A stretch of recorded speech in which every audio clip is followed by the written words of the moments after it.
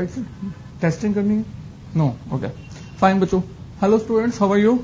तो बच्चों आज हम आपके साथ आपके लिए बिल्कुल फ्रेश न्यू टॉपिक करने वाले हैं, राइट? और आज की क्लास का टॉपिक है that is standard costing, right? Standard costing. अब बच्चों इस स्टैंडर्ड कॉस्टिंग में होता क्या है ये बताने से पहले मैं आपको ये बता देना चाहता हूं कि ये चैप्टर इंपॉर्टेंट कितना है। बच्चों जनरली आपके एग्जाम्स के अंदर स्टैंडर्ड कॉस्टिंग, मार्जिनल कॉस्टिंग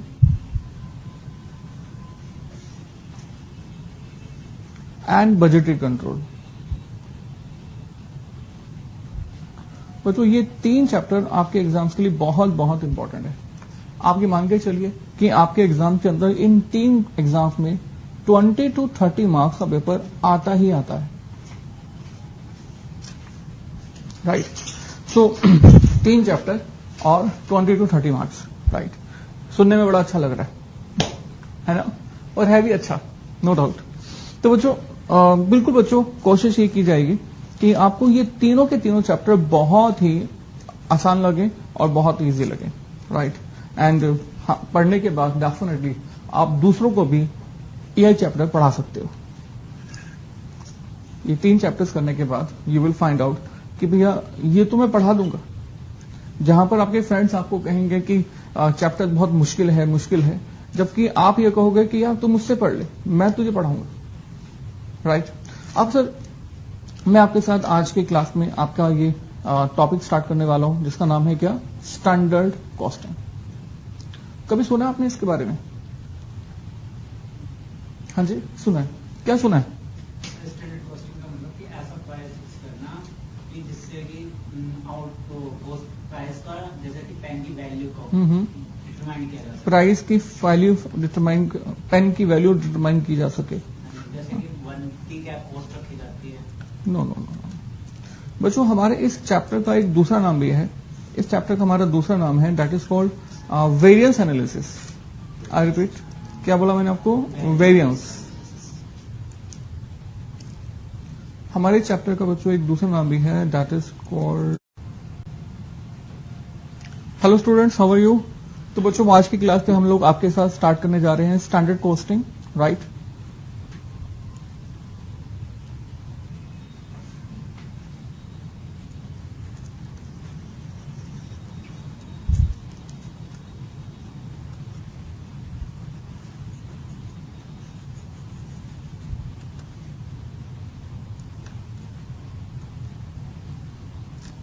तो वहीं से करते हैं, टाइम वेस्ट हो रहा है।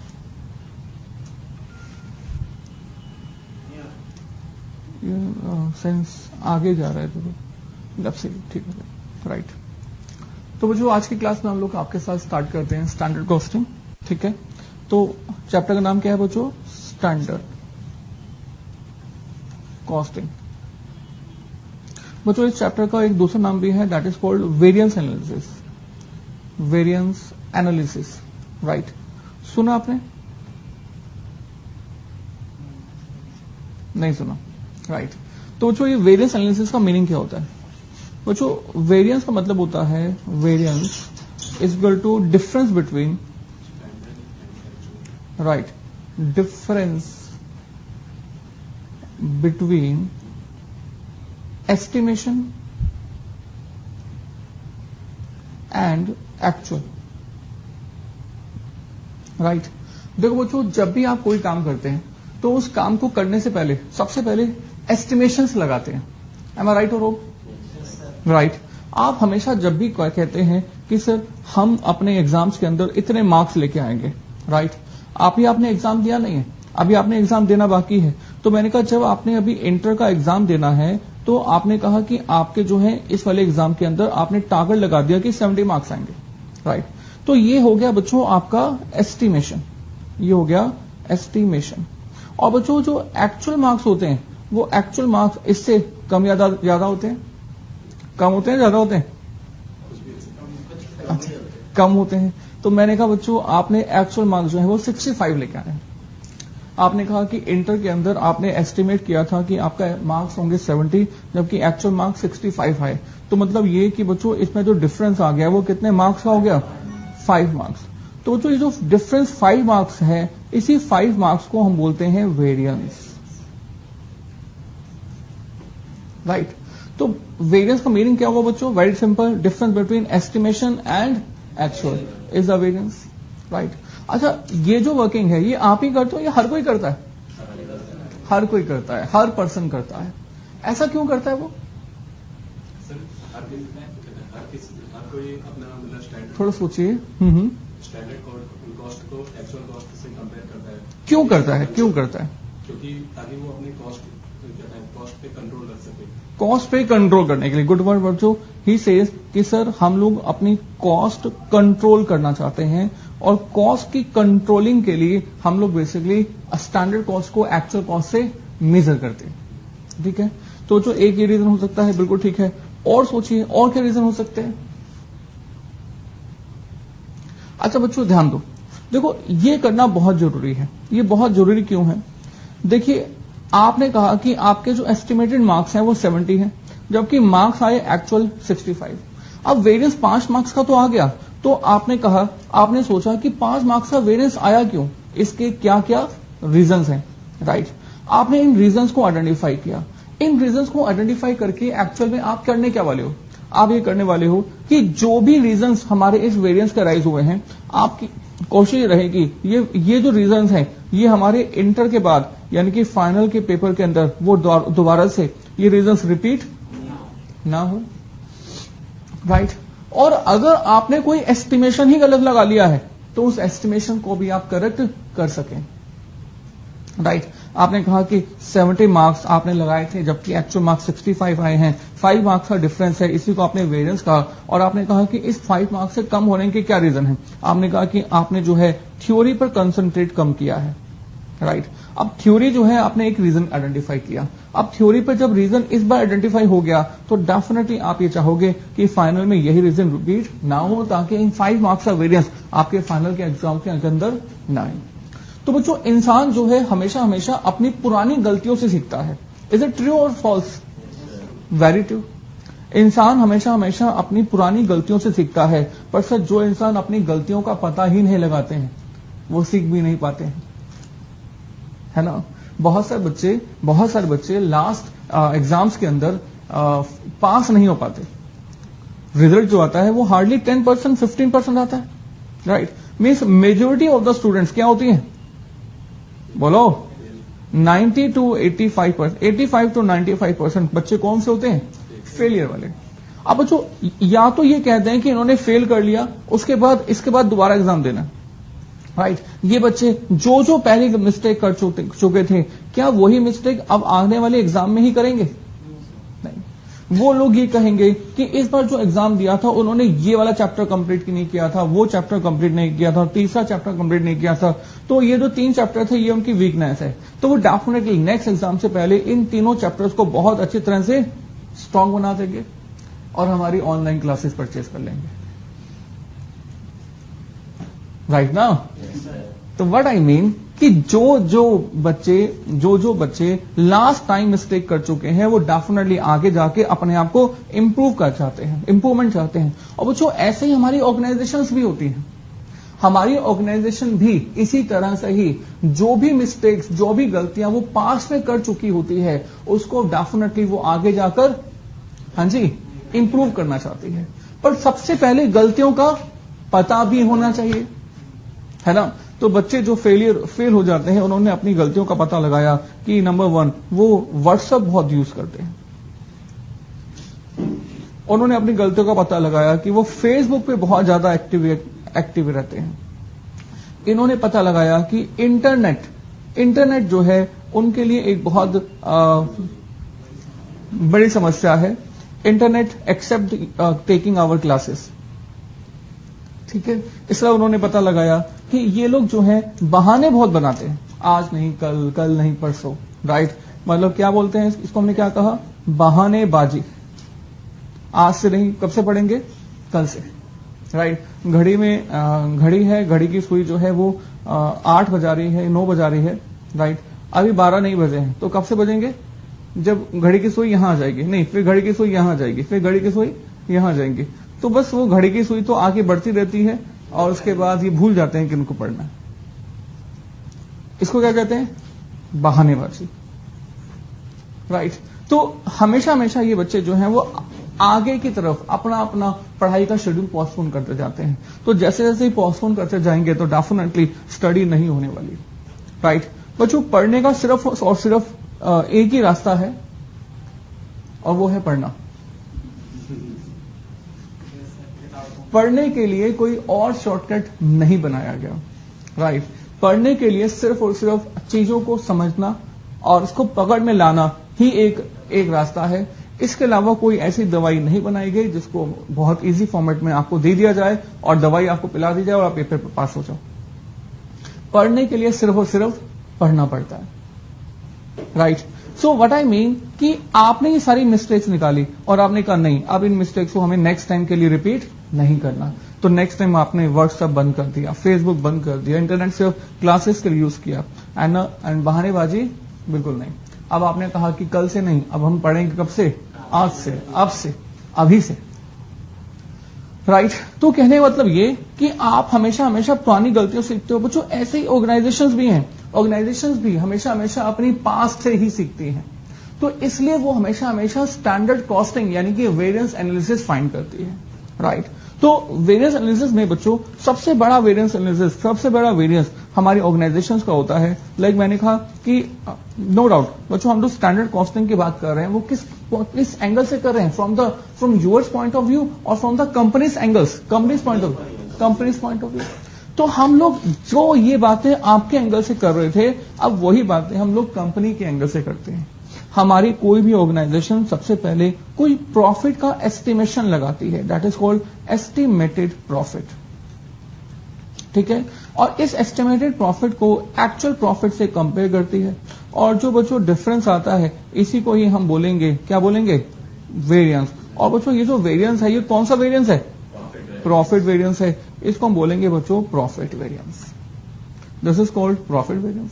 हमने कहा हमारी एक ऑर्गेनाइजेशन ने ये टारगेट लगाया हुआ है कि उसका प्रॉफिट जो है वो 5 लाख रुपीस का होगा, राइट। जबकि बच्चों एक्चुअल प्रॉफिट उसका हुआ that is just rupees 3 lakh, right. अब हमारी कंपनी को ये पता लगाना होगा कि 2 लाख रुपए का प्रॉफिट जो हमारी ऑर्गेनाइजेशन सोच रही थी कि एक्स्ट्रा होने वाला था वो क्यों नहीं हुआ, राइट। अच्छा ये तो 2 लाख रुपीस आया, ये हमारे ऑर्गेनाइजेशन के बेनिफिट के लिए है, ये हमारी ऑर्गेनाइजेशन के अगेंस्ट में है, अगेंस्ट में। जब भी कोई वेरिएंस हमारी ऑर्गेनाइजेशन के अगेंस्ट में हो तो इसको हम बोलते हैं बच्चों एडवर्स। क्या बोलते हैं बच्चों? एडवर्स। अब बच्चों एडवर्स को हम लोग कैपिटल ए के नाम से डिनोट करते हैं, राइट। और अगर कोई भी वेरिएंस हमारे बेनिफिट के लिए हो तो इसको हम बोलते हैं फेवरेबल। और इस फेवरेबल को हम लोग कैपिटल एफ से डिनोट करते हैं, राइट।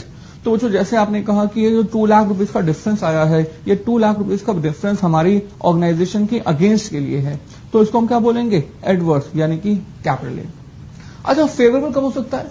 जब आपने एस्टिमेशन लगाया प्रॉफिट का 5 लाख, जबकि एक्चुअल प्रॉफिट 5 लाख नहीं बल्कि 7 लाख हुआ, तो अभी भी 2 लाख रुपए का डिफरेंस है, बट इस डिफरेंस को हम क्या बोलेंगे? फेवरेबल। तो हमारे वेरिएंसेस 2 तरह के हो सकते हैं, नंबर 1 एडवर्स, नंबर 2 फेवरेबल। इसके अलावा कोई और डिफरेंस और कोई वेरिएंस नहीं हो सकता। Either the variance is favourable और the variance is adverse, right. अब बच्चों हमारी ऑर्गेनाइजेशन ने ये पता लगाया कि हमारी ऑर्गेनाइजेशन को 2 लाख एडवर्स का जो है वेरिएंस अराइज हुआ है, यानी कि नेगेटिव वेरिएंस अराइज हुआ है। तो बच्चों अब हमारी ऑर्गेनाइजेशन ये कंप्यूट तो कर रही है, बट मुझे बताइए ये कंप्यूटेशन क्यों की जा रही है? ताकि हमारी ऑर्गेनाइजेशन जो गलतियां ऑलरेडी पास्ट में कर चुकी है वो गलतियां फ्यूचर में रिपीट ना हो। तो बच्चों अब ये वेरिएंस तो अराइज हो गया, अब वेरिएंस अराइज होने के बाद हमें इनका रीजंस आइडेंटिफाई करना होगा, ये फाइंड करना होगा कि वेरिएंस अराइज क्यों हुआ है ना। हमें ये आइडेंटिफाई करना होगा कि वेरिएंस अराइज हुआ क्यों है। तो बच्चों इस पर्पस के लिए हमने इस प्रॉफिट वेरिएंस को बच्चों कहा कि ये हमारा वेरिएंस 2 रीजन से अराइज हो सकता है, 2 रीजन से फाइंड हो सकता है। हमने कहा या देखो बच्चों मुझे बताओ, अगर मैं आपको जनरली आपसे बात करता हूं कि बच्चों, मैं आपको कहता हूं कि बच्चों बताइए प्रॉफिट कैसे कैलकुलेट करोगे, तो आप कहोगे कि प्रॉफिट का मतलब हुआ sales revenue minus what, cost. आप टोटल सेल्स में से टोटल कॉस्ट माइनस कर दीजिए, हटा दीजिए, तो जो डिफरेंस बचेगा that is the profit, right. अच्छा, एस्टिमेटेड प्रॉफिट बताओ, एस्टिमेटेड प्रॉफिट क्या होगा? एस्टिमेटेड प्रॉफिट, देखो कंप्लीटली कॉमन सेंस यूज करनी है, राइट। अगर आप कहोगे एस्टिमेटेड प्रॉफिट बताओ, तो हम जो सेल्स लेंगे वो एस्टिमेटेड लेंगे, और जो कॉस्ट लेंगे वो भी कौन सी लेंगे? एस्टिमेटेड। तो हमने एस्टिमेटेड सेल्स लिया और इसमें से माइनस कर दिया बच्चों क्या? Estimated cost, right. So estimated sales minus estimated cost is the estimated profit. Is it clear? अच्छा, तो एक्चुअल प्रॉफिट बताओ, एक्चुअल प्रॉफिट कैसे होगा? बड़ा सिंपल है, actual sales minus actual cost is the actual profit, right. So बच्चों ये हो रहा एस्टिमेटेड प्रॉफिट और ये रहा एक्चुअल प्रॉफिट। अब इन्हीं का जो डिफरेंस है, इन्हीं का डिफरेंस जो है हमारा क्या कहलाता है? Variance. So now the question is कि वेरिएंस क्यों अराइज हो रहा होगा? तो आप कहोगे सर इस वेरिएंस के अराइज होने का रीजन ये होगा कि हमारा जो ये एस्टिमेटेड सेल्स है और जो ये एक्चुअल सेल है वो सेम ना हो, या ये हो सकता है कि हमारी जो ये एस्टिमेटेड कॉस्ट है और ये जो हमारी एक्चुअल कॉस्ट है ये सेम ना हो। इसके अलावा तो कुछ नहीं हो सकता, राइट। तो बच्चों हमने कहा कि आपने जो ये प्रॉफिट वेरिएंस आइडेंटिफाई किया है, इस प्रॉफिट वेरिएंस के भी दो रीजंस हो सकते हैं। एक तो ये हो सकता है कि ये हमारा सेल्स वेरिएंस के कारण से अराइज हो रहा हो, राइट। और दूसरा ये हो सकता है कि ये हमारा कॉस्ट वेरिएंस के डिफरेंस के कारण से अराइज हो रहा होगा। या तो सेल्स में यानी कि एस्टिमेटेड एंड एक्चुअल सेल में डिफरेंस होगा, या तो estimated cost and actual cost में डिफरेंस होगा। तो बच्चों हमने कहा कि हमारा profit variance arises because of the, हाँ जी, two reasons, sales variance and cost variance. Is it clear? अब सर सेल्स का मतलब होता है revenue, no doubt, but sir cost का मतलब क्या होता है? अगर मैं आपसे पूछता हूं कि कॉस्ट बताओ, कॉस्ट के कंपोनेंट, तो आप कहेंगे सर कॉस्ट के भी कई सारे कंपोनेंट्स होते हैं। जब हम कहते हैं कि हमारी एस्टिमेटेड कॉस्ट और एक्चुअल कॉस्ट सेम नहीं है, तो इसका मतलब यह हुआ कि आपकी या तो मटेरियल कॉस्ट एंड या तो फिर लेबर कॉस्ट ये सेम नहीं होगी, और या फिर क्या हो सकता है? ओवरहेड्स सेम नहीं होंगे, राइट। अदर कॉस्ट में भी डिफरेंस हो सकता है। जनरली अदर कॉस्ट तो होती ही नहीं है, नाम की होती है ना। बाकी मेनली जो कॉस्ट होती है वो कौन कौन सी होती है? Material, labour and overheads. जब मैं यहां पर मटेरियल कॉस्ट बोल रहा हूं तो I am basically talking about the direct material, no doubt. कौन सा मटेरियल? डायरेक्ट। और ऐसी लेबर कॉस्ट भी कौन सी वाली? डायरेक्ट। और बच्चों ये जो ओवरहेड्स है, ये कौन? ओवरहेड तो ऑब्वियसली कौन सी कॉस्ट है? Indirect cost. अब बच्चों हमारे स्टैंडर्ड कॉस्टिंग के पर्पज के लिए ये जितने भी ओवरहेड्स हैं, हमने इस ओवरहेड्स को दो हिस्सों में बांट लिया, और एक को हमने कहा one is variable overheads and the second is fixed overheads. Number one हमने कहा variable overhead and number two हमने कहा फिक्स्ड ओवरहेड। तो variable overheads and fixed overhead हमने इसको नाम दिया। तो बच्चों इसका मतलब ये हुआ कि अगर आपको प्रॉफिट वेरिएंस के रीजंस को आइडेंटिफाई करना है तो आपको सीखना पड़ेगा। आपको क्या क्या सीखना पड़ेगा? आपको सीखना पड़ेगा number one material cost variances, number two आपको सीखना पड़ेगा labour cost variances, number three आपको सीखना पड़ेगा overhead cost variances, and number four, अच्छा नंबर थ्री ओवरहेड तो सीखना पड़ेगा, पर इस ओवरहेड में भी आपको क्या क्या सीखना पड़ेगा? आपको ओवरहेड में सीखना पड़ेगा बच्चों variable overhead variance and fixed overhead variance, और फिर नंबर फाइव आपको सीखना पड़ेगा प्रॉफिट वेरिएंस। और जब आप इन पांच चीजों को सीख लोगे तो इसको हम रिकंसाइल कर सकते हैं किसके साथ? प्रॉफिट वेरिएंस के साथ, राइट। तो बच्चों एक ये जनरल आइडिया है कि पूरे के पूरे चैप्टर में हम क्या करने वाले हैं। We have to do only two things in complete truth in this chapter. Number one, we have to find out the different variances. We have to find out material variances, labor variances, variable overhead, fixed overheads, sales variance, profit variance. Secondly, we have to make the reconciliation. We have to make the reconciliation कि भैया material, labour and overhead variance को मिला के cost variance कितना है, या फिर cost and sales को मिला के प्रॉफिट वेरिएंस कितना है, राइट। और बच्चों ये सब कुछ हम लोग इस चैप्टर के अंदर कंप्लीटली करने जा रहे हैं। Is it clear? पक्का वाला? पक्का वाला? ओके। तो बच्चों हम लोग आज के क्लास में आपका सबसे पहला टॉपिक स्टार्ट करने जा रहे हैं, that is direct material variance, direct material cost variance. Okay. तो बच्चों हमारी क्लास का आज का पहला topic that is direct material cost variance.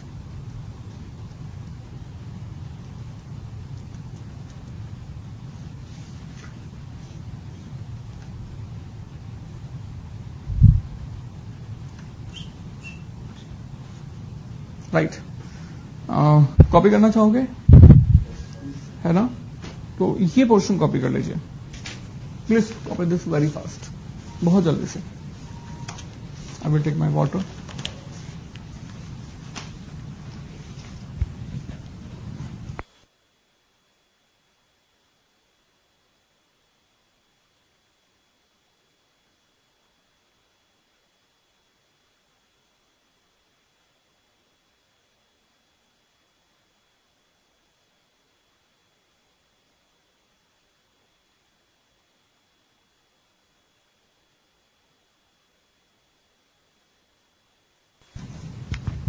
हाँ जी बच्चों जल्दी से फास्ट।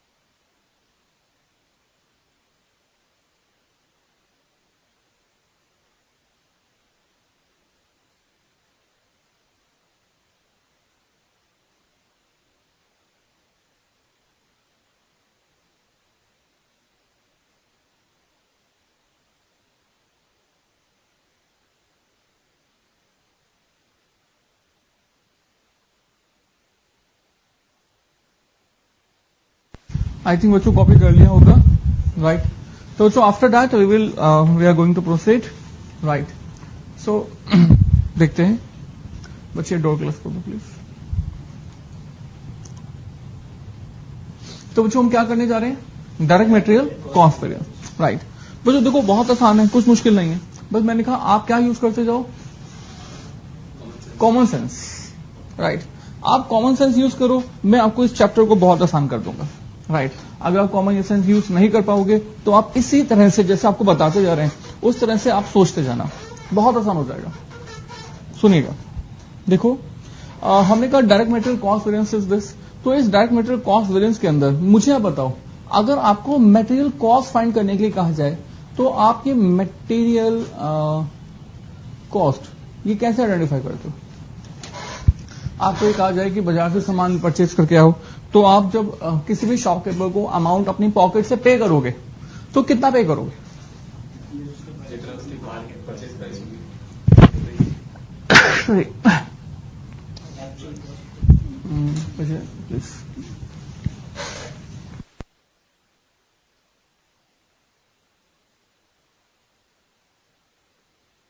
Thank you.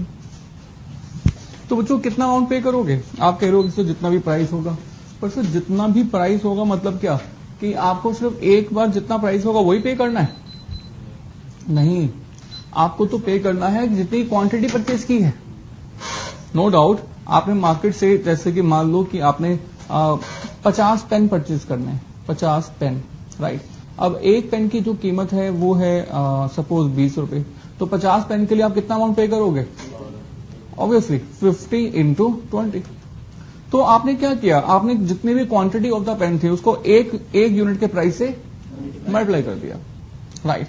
तो अब मैं आपको अगर मटेरियल कॉस्ट की कैलकुलेशन पूछता हूं तो अब आप कैसे कहोगे कि मटेरियल कॉस्ट की कैलकुलेशन होती कैसे? आप कहोगे yes please,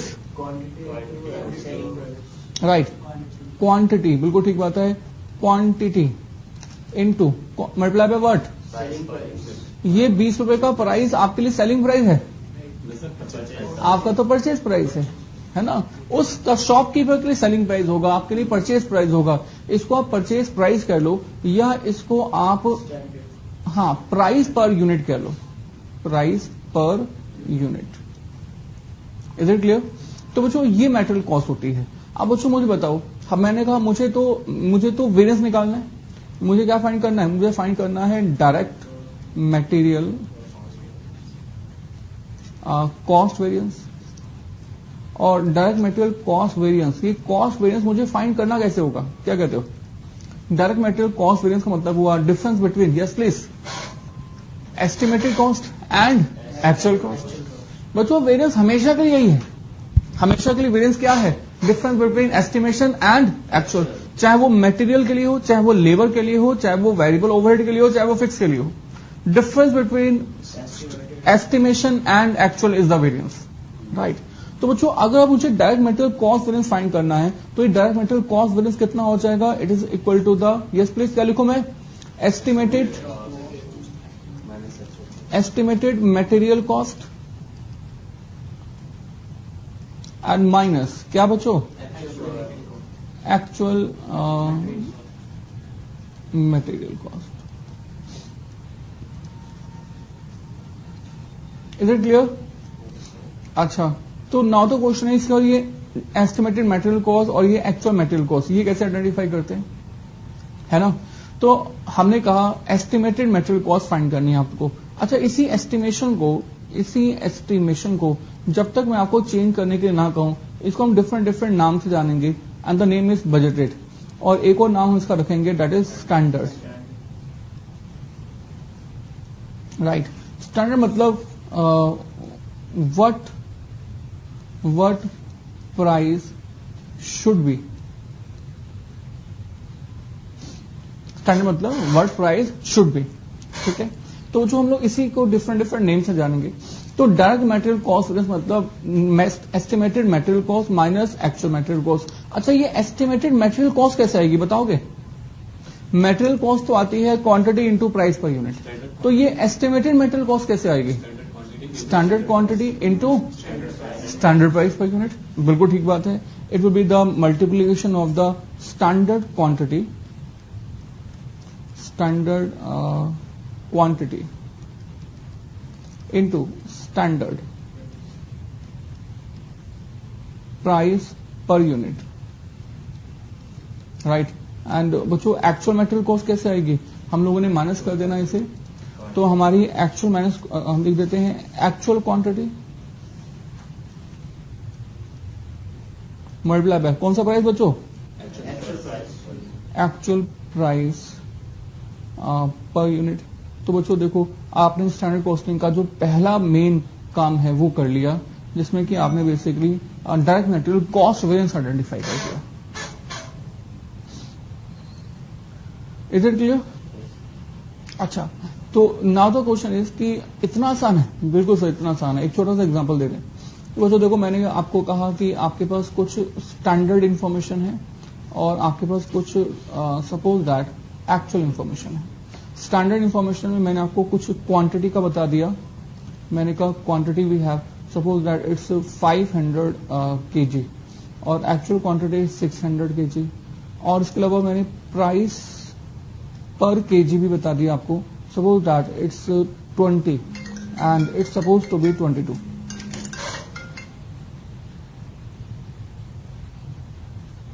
is it clear बच्चों? हाँ जी। अच्छा, तो बच्चों आपके पास ये स्टैंडर्ड और एक्चुअल इंफॉर्मेशन गिवन है। इस इंफॉर्मेशन के बेसिस पर आपने ये सब लिख दिया है और आपको फाइंड किया करना है। क्वेश्चन कहता है कि find direct material cost variance. So this is you have to find out direct material cost variance. सो हम लोग ये डायरेक्ट मटेरियल कॉस्ट वेरिएंस कैसे आइडेंटिफाई करेंगे बताइए? हमने कहा बहुत आसान है। Yes please.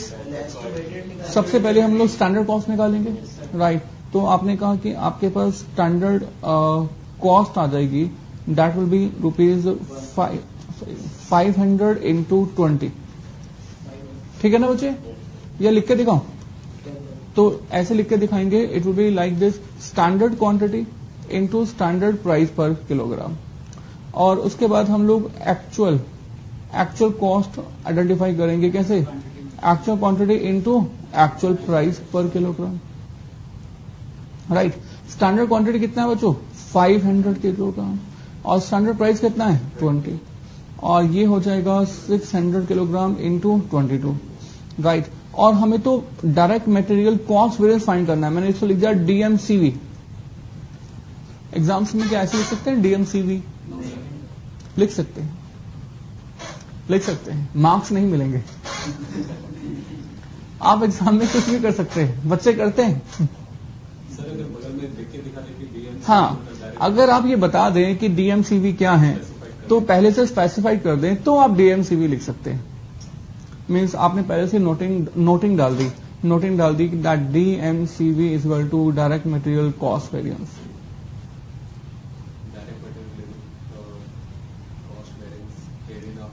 आपने ये लिख दिया, राइट। तो अब आप DMCV लिख सकते हैं क्योंकि आपने बता दिया ना कि DMCV क्या है। चलिए DMCV, तो it is now 500 into 20 minus क्या लिखे मैं? 600 मल्टीप्लाई बाय 22। बल्कि एक लाइन मुझे और ऐड करनी चाहिए, that will be good for you, and that is basically standard quantity into standard price per kilogram minus actual quantity into actual price per kilogram. तो ये standard, this is 500 kg into 20 minus 600 kg into क्या बच्चों? 22। Is it clear? Okay. तो बच्चों आपने calculation की, कितना आ गया? 10,000 माइनस 13,200, राइट। सो बच्चों आपने सोचा था कि आपका 10,000 रुपए का खर्चा होगा, राइट, जबकि खर्चा कितना हुआ? 13,200। तो मतलब आपके सोचने से भी जो एक्चुअल खर्चा है वो 3,200 रुपए ज्यादा हुआ, हाई हुआ। क्योंकि आपके सोचने से भी आपका एक्चुअल कॉस्ट ज्यादा हुआ, तो बच्चों डिफरेंस आ गया ऑब्वियसली 3,200 का। इसी 3,200 के नेगेटिव डिफरेंस को 3,200 को हम क्या कहेंगे? Adverse. That is our cost variance, that is our direct material cost variance.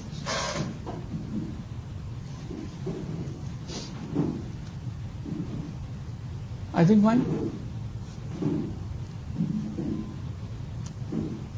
तो बच्चों आपने सबसे पहला वेरिएंस निकाल दिया, that is direct material cost variance. मुझे बताना इसके फॉर्मूले को लर्न करने की जरूरत है? बच्चे कहते हैं कि सर स्टैंडर्ड कॉस्टिंग में फॉर्मुलाज होते हैं, लर्न करने पड़ते हैं। बच्चों कोई फॉर्मुला लर्न नहीं करना, अगर आप अपनी थोड़ी सी क्या यूज करो? Common sense. Use the common sense, formulas are free, right. तो direct material cost variance is equal to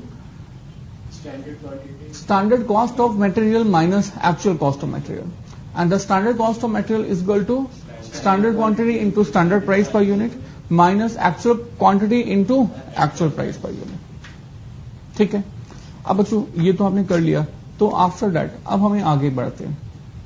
देखो बच्चों हमने यहां पर आपको सिखाया कि डायरेक्ट मटेरियल कॉस्ट वेरिएंस जो है वो हमारा difference between standard and actual है। ये आपने सीख लिया है। थोड़ा सा मैं इसको यहां से हटा रहा हूं और यहां से हटा के नेक्स्ट पेज पे लेके आ रहा हूं। राइट, सेम है। देख लो बच्चों, कोई जादू तो नहीं है ना, नॉर्मल सी बात है। Okay fine. सो मैंने ऐसा क्यों किया अभी मालूम चल जाएगा बच्चों। अब मैं आपको ये बताना चाहता हूं कि जो ये डायरेक्ट मटेरियल कॉस्ट वेरिएंस है, डायरेक्ट मटेरियल कॉस्ट वेरिएंस जो आपने अभी आइडेंटिफाई किया, हमारे इस डायरेक्ट मटेरियल कॉस्ट वेरिएंस के भी क्या कुछ रीजंस हैं जिनको हम आइडेंटिफाई कर सकते हैं? यस। हमारा जो ये direct material cost variance arise हुआ है वो क्यों अराइज हुआ है, मतलब किस रीजन से अराइज हुआ है? देखो बच्चों, दो ही रीजन हो सकते हैं। प्लीज ऊपर। इसलिए हमने सोचा था कि हम 500 किलोग्राम की क्वांटिटी यूज करेंगे, जबकि हमने कितनी क्वांटिटी यूज की? हमने सोचा था कि 1 किलोग्राम का प्राइस 20 रुपए का होगा, जबकि हमने 1 किलोग्राम का 22 रुपए का प्राइस पे किया। तो मतलब ये direct material cost variance arise हुआ है because of the difference between quantity and difference between quantity और the difference between the price. Is it clear? अच्छा, तो क्वांटिटी और प्राइस के कारण से इसको मैं ये कह सकता हूं direct material cost variance arises because of the difference between quantity. Right, और यहां पर मैंने लिख दिया बच्चों डिफरेंस बिटवीन प्राइस। ठीक है। अब बच्चों इस क्वांटिटी वाले डिफरेंस को भी ना हमने एक नाम दिया। हमने कहा दैट नेम इज, प्लीज ध्यान से सुनना, हमने देखो ये सोचा था कि हमारी क्वांटिटी यूज होगी कितनी, मतलब हम कितनी क्वांटिटी यूज करेंगे 500, जबकि हमने कितनी क्वांटिटी यूज की 600। हमने इस डिफरेंस को भी बच्चों एक नाम दिया and that is called usage variance.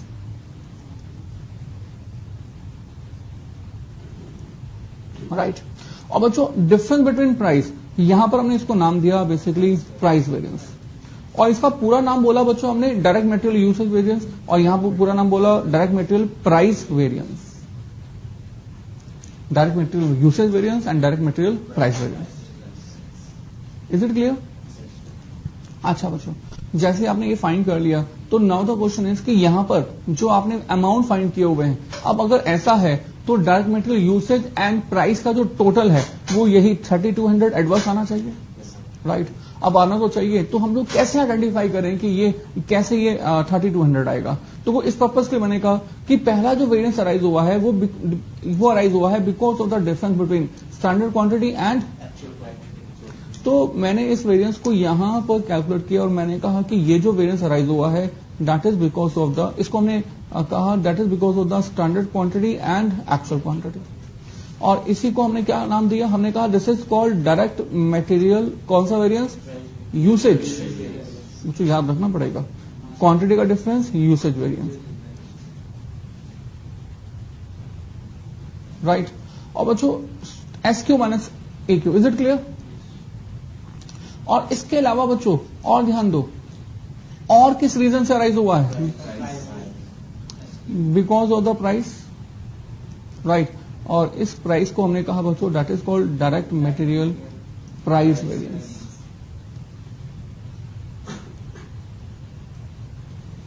Right, और इसको हम क्या बोलेंगे? One is standard price per KG minus क्या है ये? Actual price per KG. और बच्चों यही जो डिफरेंस है यही प्राइस वेरिएंस है और यही हमारा यूसेज वेरिएंस है। राइट, बट सर हमने आइडेंटिफाई किया एसक्यू स्टैंडर्ड क्वांटिटी है कितनी? हमने सोचा था कि 500 किलोग्राम क्वांटिटी यूज होगी, जबकि एक्चुअल में कितनी क्वांटिटी यूज हुई? 600 केजी। राइट, तो अब आपके पास डिफरेंस आ गया बेसिकली 100 केजी का, और ये डिफरेंस नेगेटिव है। और यहां पर मैं बात करूं प्राइस वाले केस के अंदर, तो आपने सोचा था कि आप 20 रुपए पर किलोग्राम का प्राइस पे करेंगे, जबकि आपने कितने रुपए का प्राइस पे किया? 22 का। तो आपने 2 रुपए पर किलोग्राम, आई रिपीट 2 रुपए पर किलोग्राम का प्राइस ज्यादा पे किया। ऐसे तो हुआ। राइट, तो नाउ द क्वेश्चन इज कि यहां पर जो 100 केजी आप क्वांटिटी ज्यादा यूज कर रहे हैं, तो इसी को हम वेरिएंस कहें या ये कुछ इनकम्प्लीट सा लग रहा है? इनकम्प्लीट लग रहा है, क्योंकि ये जो वेरिएंस आया है ये किलोग्राम में आया, जबकि हमारा जो मेन वेरिएंस था वो किस टर्म में था? रुपीज की टर्म। ऐसे ही प्राइस वेरिएंस भी इनकम्प्लीट है, क्योंकि यहां पर जो वेरिएंस आया है ये 2 रुपए पर किलोग्राम आया है, 1 यूनिट के लिए आया है। और हमें 1 यूनिट की आइडेंटिफिकेशन की बात नहीं करनी, हमें तो क्या बात करनी है, टोटल के लिए, रुपीस के लिए, राइट। तो जो किलोग्राम को रुपीस में कन्वर्ट करने के लिए, क्वांटिटी को टोटल में कन्वर्ट करने के लिए मुझे इसको मल्टीप्लाई कर देना पड़ेगा स्टैंडर्ड प्राइस पर केजी से, और या मुझे मल्टीप्लाई कर देना पड़ेगा किससे, एक्चुअल प्राइस पर केजी से। तो बच्चों मुझे यहां पर सोचना पड़ेगा कि मैं यहां पर स्टैंडर्ड प्राइस लूं या एक्चुअल प्राइस लूं। अभी बात करेंगे। यहां पर हमने कहा ये डिफरेंस अराइज हुआ है, ये डिफरेंस अराइज हुआ है standard price minus actual price, और मुझे यहां पर मल्टीप्लाई करना पड़ेगा किससे, या तो स्टैंडर्ड क्वांटिटी से और या तो कौन सी वाली क्वांटिटी से, एक्चुअल क्वांटिटी से।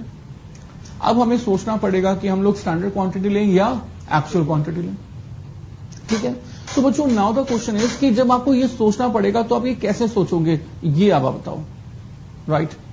अच्छा, ये बताने से पहले कि हम लोग कौन सा क्वांटिटी लेंगे या कौन सा प्राइस लेंगे, इससे पहले मैं आपसे ये कुछ सवाल पूछूंगा कि मान लो आपने ये वेरिएंस फाइंड कर भी दिया, तो इस वेरिएंस को फाइंड करके कर क्या लोगे, फाइंड हो गया तो हो गया, क्योंकि कंपनी तो बहुत बड़ी ऑर्गेनाइजेशन है, तो कैसे क्या कहोगे कि वेरिएंस कैसे फ्यूचर में कंट्रोल करें, कैसे रोकें।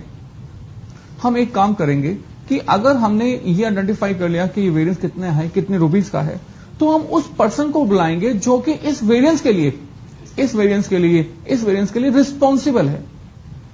बच्चों ऑर्गेनाइजेशन जितनी मर्जी बड़ी हो, बट उसके काम जो होते हैं वो छोटे छोटे हिस्सों में बटे होते हैं, और हर हिस्से के लिए कोई ना कोई एक पर्सन रिस्पॉन्सिबल होता है ना।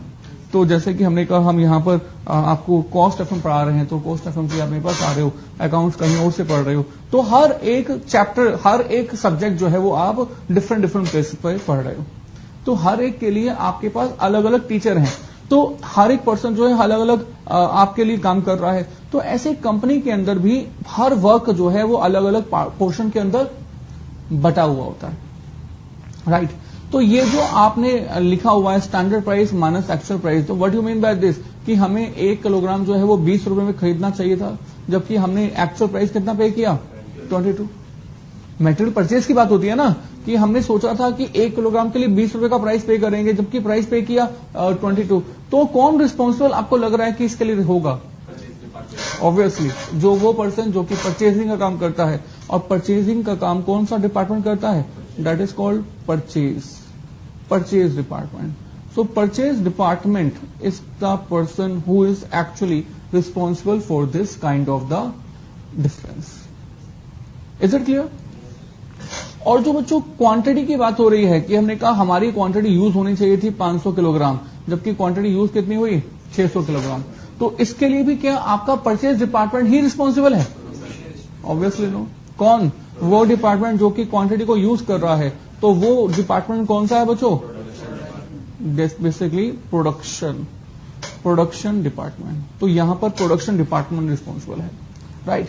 अब जो परचेज डिपार्टमेंट की जो वैल्यू है, मतलब उसके लिए जो वेरिएंस अराइज हुआ है, ये हमें आइडेंटिफाई करना है।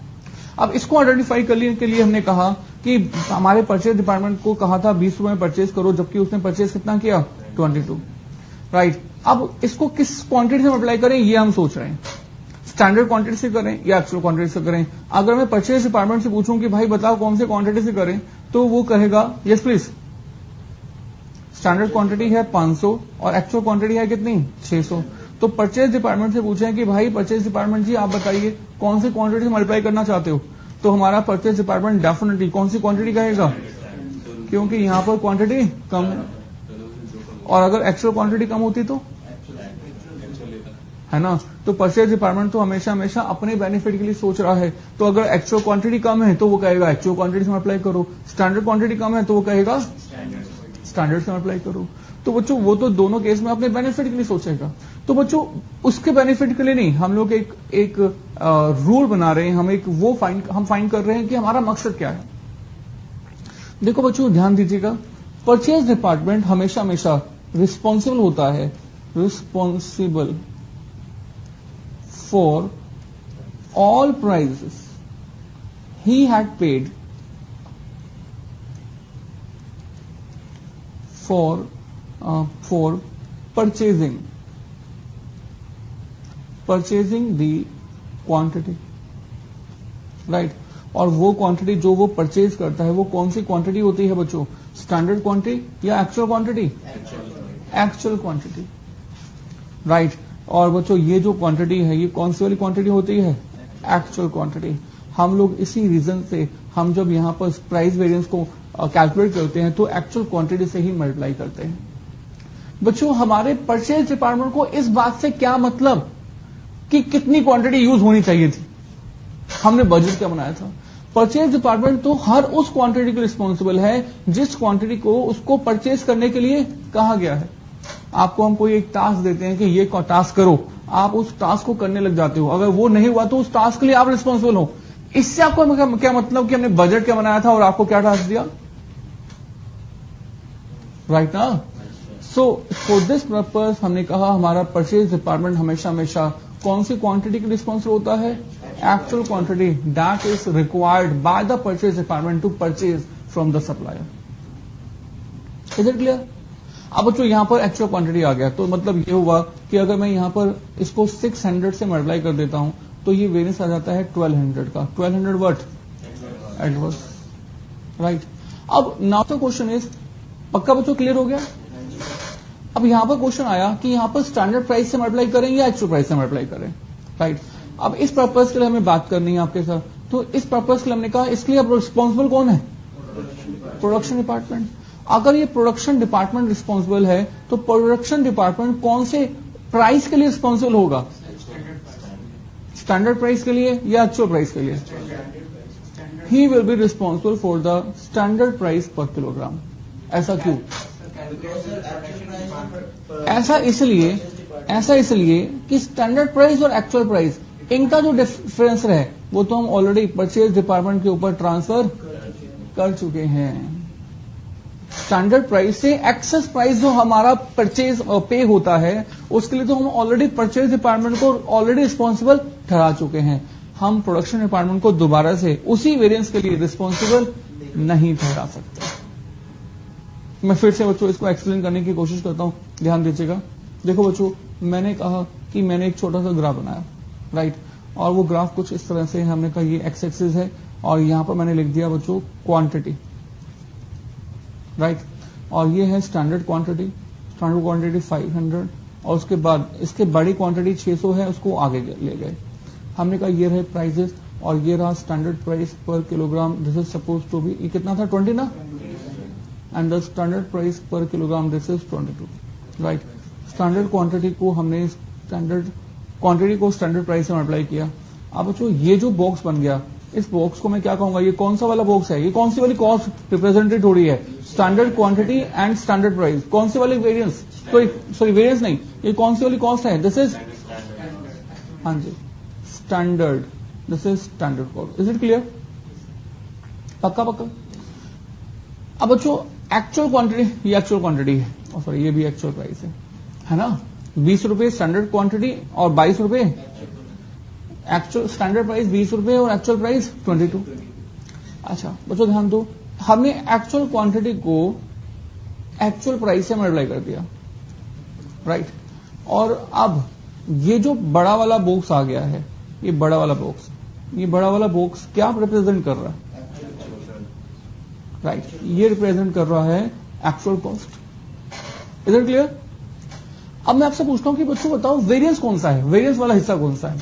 आपको सिर्फ वेरिएंस बताना है। Variance is the difference between the total मतलब actual cost minus standard cost. तो बच्चों ये जो पोर्शन रहेगा जिसमें सिर्फ रेड वाला लाइनें हैं, ये जो आपके पास डिफरेंस आपको दिख रहा है, ये जो वेरिएंस है, ये वेरिएंस अब आपके पास कौन सा है? बोलो। This is the direct material cost variance.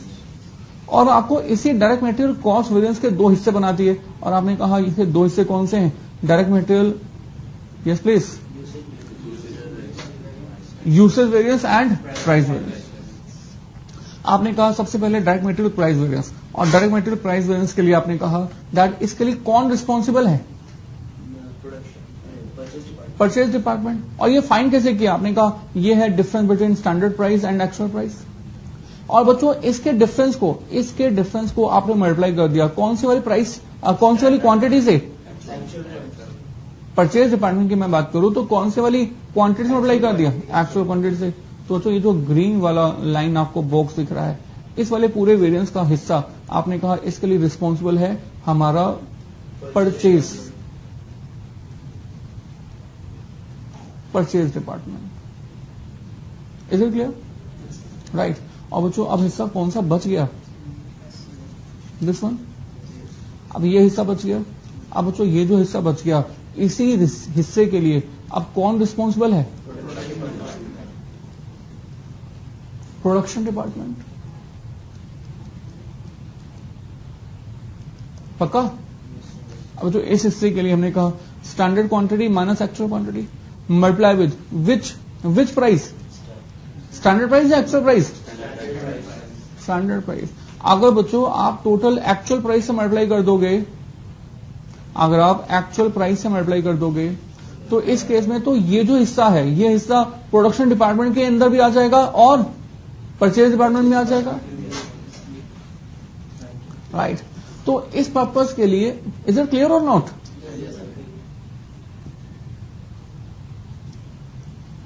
ये हिस्सा तो बच्चों दो जगह पे आ जाएगा। तो इस पर्पस के लिए हम जब भी ये वेरिएंस निकालते हैं, फाइंड करते हैं, वापस आ जाते हैं, तो बच्चों ये जो हिस्सा है, नाउ दिस हिस्सा, this portion is the only portion that is only for the production department. अगर आप एक्चुअल प्राइस से मल्टीप्लाई कर दोगे तो आपके पास ये जो हिस्सा है, ये हिस्सा दोनों जगह पे आ जाएगा, दैट इज रॉन्ग। तो हमें क्या करना चाहिए, हमें क्या करना चाहिए, हम कहेंगे कि ऊपर वाले हिस्से के लिए हमारा कौन सा डिपार्टमेंट रिस्पॉन्सिबल है, right. For this purpose purchase department is responsible and for below portion only production department is responsible. बच्चों पक्का? तो बच्चों कौन सी वाली क्वांटिटी कंसीडर करनी चाहिए, हाँ जी, कौन सी वाली क्वांटिटी कंसीडर करनी चाहिए, सॉरी कौन सा वाला प्राइस कंसीडर करना चाहिए, बोलो बोलो, स्टैंडर्ड प्राइस केजी। क्योंकि अगेन बच्चों एक्चुअल प्राइस और स्टैंडर्ड प्राइस के डिफरेंस के लिए तो हम ऑलरेडी परचेज डिपार्टमेंट को रिस्पॉन्सिबल ठहरा चुके हैं, राइट। देखो स्टैंडर्ड प्राइस है कितना, 20, तो 100 इंटू 20 कितना होता है, 2000, कितना एडवर्स, और ये 2000 एडवर्स, ये 1200 एडवर्स, और मिलकर ये कितना बन गया, 3200 एडवर्स। यस ना? तो बच्चों अब आपने बेसिकली दो नई चीजें मतलब समझ ली, कॉमन सेंस से आपने दो चीजें और नई सीखी। ऑलरेडी एक चीज सीख चुके थे, direct material cost variance already सीख चुके हो आप। क्या? Standard quantity standard price per kilogram या unit minus actual quantity into actual price per kilogram या पर यूनिट, राइट। इसको हम ऐसे कहेंगे standard cost minus actual cost. दूसरा डायरेक्ट मटेरियल प्राइस वेरिएंस। आपने कहा direct material price variance arises because of the difference between standard price per kilogram and actual price per kilogram, right. और इसके लिए रिस्पॉन्सिबल कौन है? Purchase department. और purchase department हमेशा हमेशा कौन से वाली क्वांटिटी के लिए रिस्पॉन्सिबल है? एक्चुअल क्वांटिटी के लिए। तो आपने इसको बेसिकली एक्चुअल क्वांटिटी से मल्टीप्लाई भी कर दिया, राइट। और नंबर 3 आपने क्या सीखा? Direct material, yes please, usage variance. और डायरेक्ट मटेरियल यूसेज वेरिएंस के लिए आपने कहा it is a difference between, yes please, standard quantity and actual quantity. कितनी क्वांटिटी यूज होनी चाहिए थी, कितनी क्वांटिटी यूज हुई। और परचेज डिपार्टमेंट, प्रोडक्शन डिपार्टमेंट इसके लिए रिस्पॉन्सिबल है। तो वो कौन से प्राइस के लिए रिस्पॉन्सिबल होगा? क्योंकि हम स्टैंडर्ड प्राइस और एक्चुअल प्राइस का जो डिफरेंस है वो ऑलरेडी परचेज डिपार्टमेंट पर ट्रांसफर कर चुके हैं। याद रहेगा? Doubt? No doubt. Okay, copy.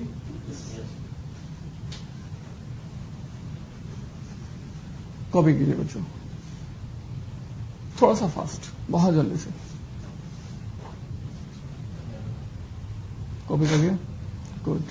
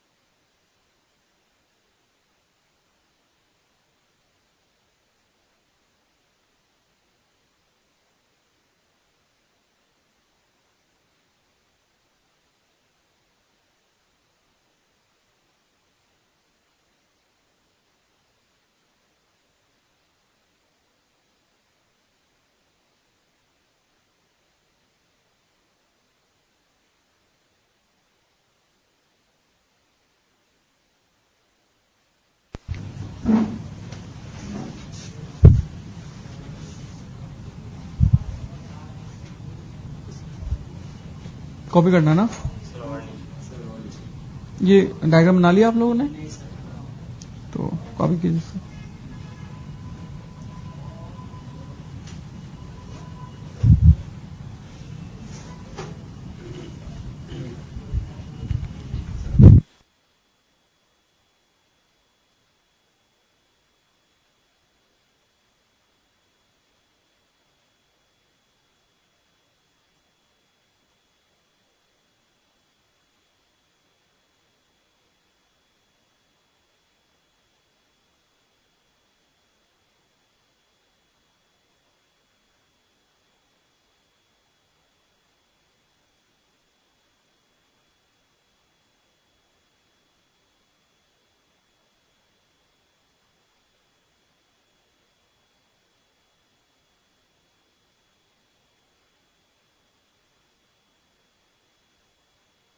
हाँ जी बच्चों, please do this very fast.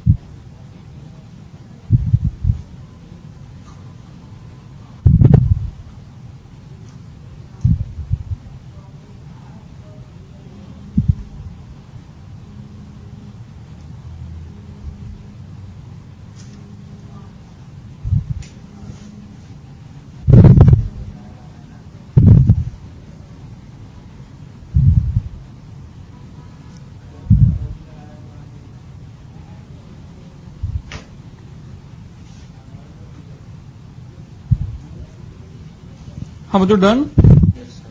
ठीक है बच्चों, आगे चलते हैं। तो बच्चों हमने ये सब सीख लिया। अब हम छोटा सा एग्जाम्पल करेंगे आपके साथ। एग्जाम्पल नंबर 1, हम लोग छोटे छोटे एग्जाम्पल्स करते हुए आपको इस चैप्टर को आगे प्रोसीड करेंगे। एंड एग्जाम्पल्स आर लाइक, मैंने कहा बच्चों आपके पास दो इंफॉर्मेशन गिवन है। One is standard and another is actual. ठीक है, तो बच्चों आपके पास क्वांटिटी से स्टार्ट करते हैं। Suppose that you have 500 kg and 600 kg।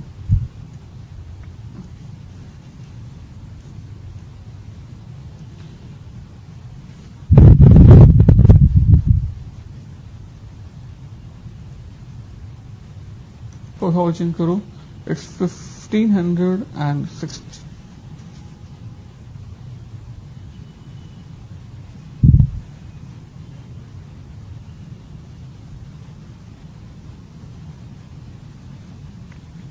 Right. Question कहता है बच्चों, find all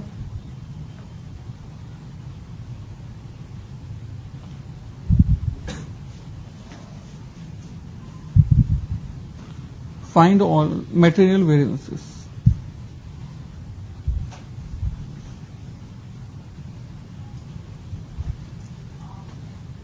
Find all material variances। Right.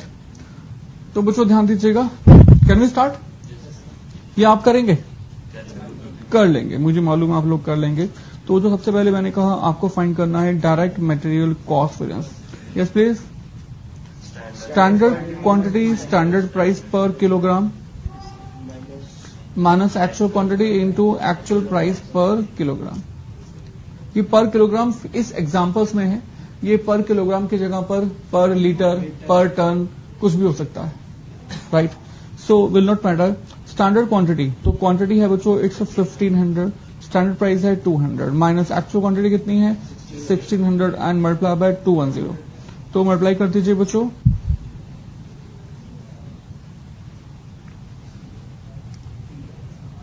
Three lakhs Yes, sir. Minus, yes please,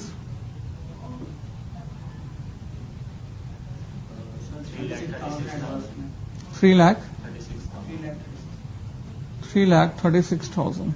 तो बच्चों ये 36,000 आ गया, और 36,000 क्या एडवर्स। बिल्कुल ठीक है। तो बच्चों ये पहला वेरिएंस अराइज हो गया। दूसरा वेरिएंस क्या, direct material Price variance. Price variance. तो बच्चों ऐसे DMP भी लिख सकते हैं, Yes, sir. बट मार्क्स नहीं मिलेंगे। तो बच्चों पूरा लिखिएगा डायरेक्ट मटेरियल पूरा प्राइस वेरिएंस, या फिर नीचे पहले से अलग से नोट लिख दीजिएगा। और ऐसे ये जो नंबर्स लिखे मैंने SQ SP, तो क्या एग्जाम में ऐसे लिख सकते हैं? अगर no, be careful. So difference between standard price per KG minus actual price into कौन सी क्वांटिटी बच्चों?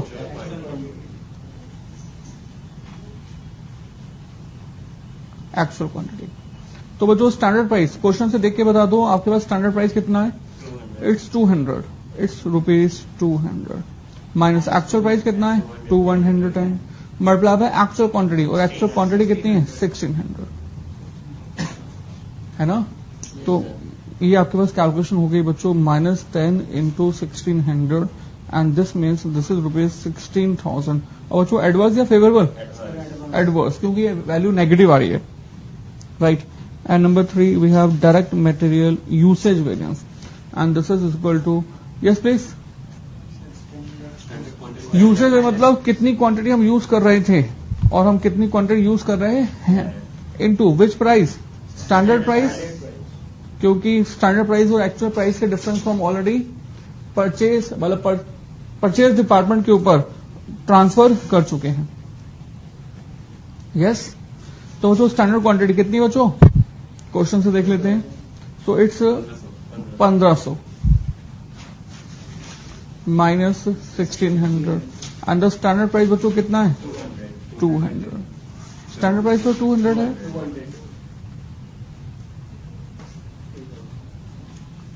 20,000 एडवर्स ना? एडवर्स। और बच्चों देखो हमने ये तीनों वेरिएंस निकाल दिए, इसके बाद हम लोग रिकंसिलेशन बना रहे हैं।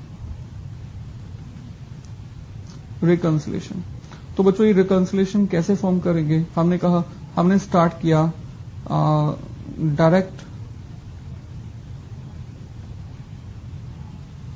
Price variance is equal to 16,000 adverse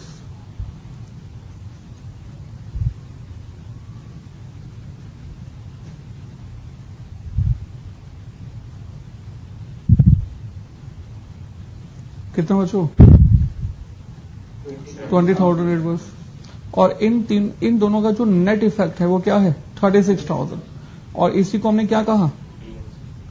direct material cost variance.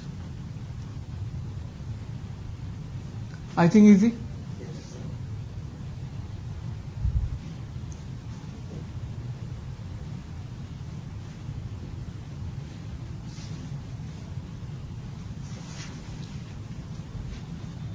आगे प्रोसीड करें, राइट। तो बच्चों ये हमने बेसिकली आपके साथ डायरेक्ट मटेरियल के वेरिएंसेस के बारे में बात की, राइट। 3 वेरिएंसेस मैंने आपको सिखा दिए। अब बच्चों कुछ इसी तरह से हमारे पास होता है डायरेक्ट लेबर के लिए। Direct labour cost variance, right. बच्चों जनरली हम लोग लेबर को टाइम बेसिस पर पेमेंट पे करते हैं, टाइम बेसिस। तो बच्चों देखिए टाइम बेसिस मैं बता दूं आपको, मैं आपको अभी मटेरियल वेरिएंस करवा रहा हूं। अब बहुत सारे कुछ ना जो अभी हमने सीखा है बिल्कुल इसी से रिलेटेड लेबर भी है, राइट। बजाय इससे कि मैं इसको आने वाले समय में आगे जाके रिपीट करूं, मैं आपको इसी के साथ इसको कोरिलेट करवा देता हूं, सो दैट ये थोड़ा सा अभी से ही फॉर्म हो जाएगा, स्टार्ट हो जाएगा, राइट। और वापस मैं दोबारा से मटेरियल कॉस्ट वेरिएंस पे वापस आ जाऊंगा, right.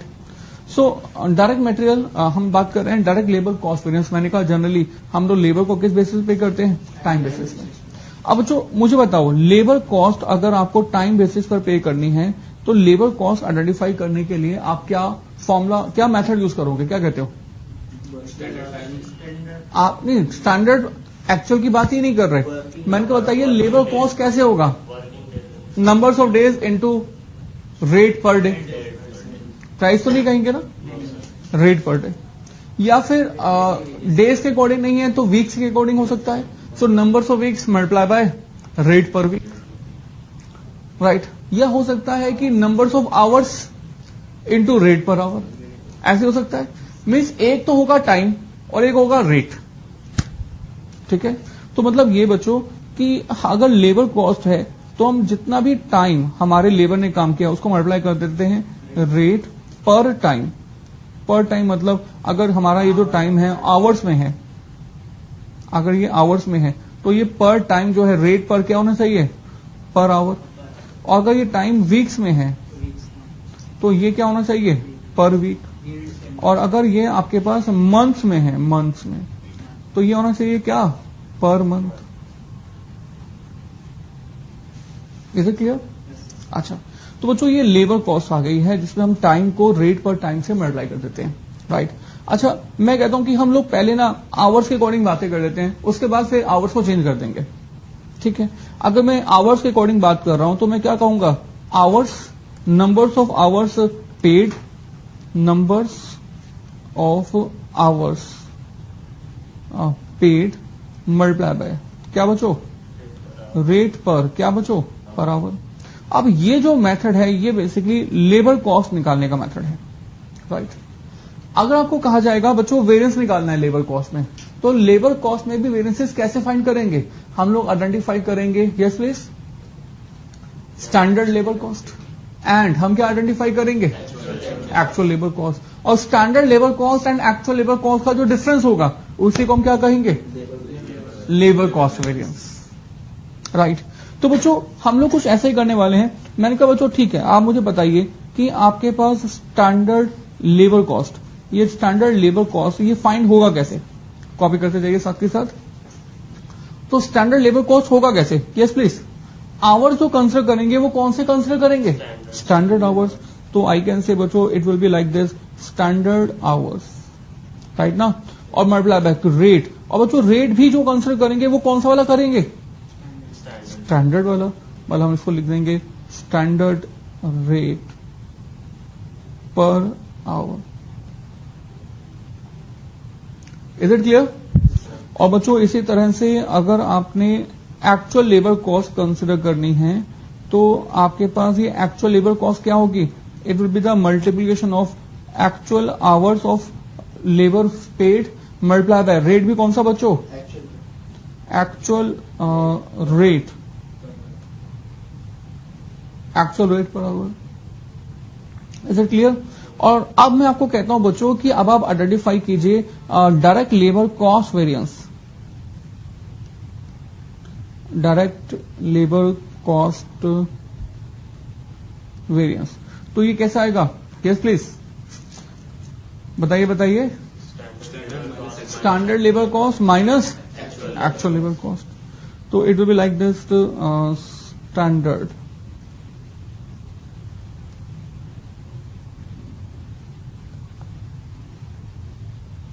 Minus actual labour cost, ठीक है। और यू कैन से बच्चों standard hours into standard rate per hour minus actual hours into actual rate per hour. I think clear बच्चों? अच्छा, बहुत अच्छी बात है। इसके अलावा बच्चों फिर से मैंने कहा चलो पहले एक छोटा सा एग्जांपल, एग्जाम्पल नंबर टू ना, एग्जाम्पल नंबर 2। मैंने कहा बच्चों यहां पर भी आपके पास दो इंफॉर्मेशन होंगे, एक तो होंगे स्टैंडर्ड इंफॉर्मेशन और एक होंगे आपके पास कौन सी इंफॉर्मेशन, एक्चुअल इंफॉर्मेशन, राइट। अब आपके पास फिर से स्टैंडर्ड एंड एक्चुअल आवर्स होंगे। तो मैंने कहा बच्चों स्टैंडर्ड आवर्स है सपोज दैट इट्स 10,000 और एक्चुअल आवर्स आर 11,000। मीन्स हम सोच रहे थे कि हमारा जो काम कंप्लीट होगा, वर्क कंप्लीट होगा, वो कितने आवर्स होगा, 10,000, जबकि एक्चुअली हमारे उसी काम को करने के लिए 11,000 घंटे लग गए, ठीक है। और रेट पर आवर हम लोग सोच रहे थे कि आपके पास जो standard rate per hour means हम 1 घंटे के हिसाब से 100 रुपए पे करेंगे, जबकि हमने पे किया 120 रुपए, राइट। तो बच्चों फिर से हमें क्वेश्चन कहता है कि find all labour cost variances. आप सभी के सभी लेबर कॉस्ट वेरिएंसेस फाइंड कीजिए, आइडेंटिफाई कीजिए। आई थिंक समझ में आ गया, राइट। तो find all labour cost variances. अब बच्चों इस पर्पस के लिए हमने कहा कि हम सबसे पहले फाइंड करते हैं डायरेक्ट लेबर कॉस्ट वेरिएंस। ये डायरेक्ट लेबर कॉस्ट वेरिएंस कैसे आता है? Standard minus actual. Standard cost minus कौन सी कॉस्ट? Actual cost, right. अब ये स्टैंडर्ड कॉस्ट कैसे बचो? Standard hours into standard rate per hour minus actual hours into actual rate per hour, right ना? तो स्टैंडर्ड आवर्स कितने बचो? 10,000 into standard rate per our कितना है रुपीस? माइनस एक्चुअल आवर्स कितने हैं? 11,000 into actual rate per our ये कितने रुपीस का है? 120। तो वो जो मल्टीप्लाई कर दिया इनको आपने 10,000 इंटू 100, यस प्लीज 10 लाख, और इनको भी मल्टीप्लाई कर दिया, मल्टीप्लाई कीजिएगा आई थिंक 13.2 lakhs। बच्चों you must have to use the calculator, calculator use कीजिए जल्दी से। 13,20,000, तो ये बन गया 3,20,000। एडवर्स फेवरेबल नेगेटिव आ रहा है, तो अगर नेगेटिव आ रहा है तो इसका मतलब हुआ एडवर्स। मींस हम लोग सोच रहे थे कि हमारे 10 लाख रुपए की लेबर कॉस्ट यूज होगी, जबकि हमारी लेबर कॉस्ट यूज हुई कितनी? 13,20,000। So that 3,20,000 is the direct labour cost variance. Is it clear? अब बच्चों फिर से अब आप मुझे बताओ कि हमारा जो direct labour cost variance arise हो रहा है वो किस रीजन से अराइज हो रहा है? मैंने फिर से इसको कॉपी किया, कट किया और नेक्स्ट पेज पे ले आया।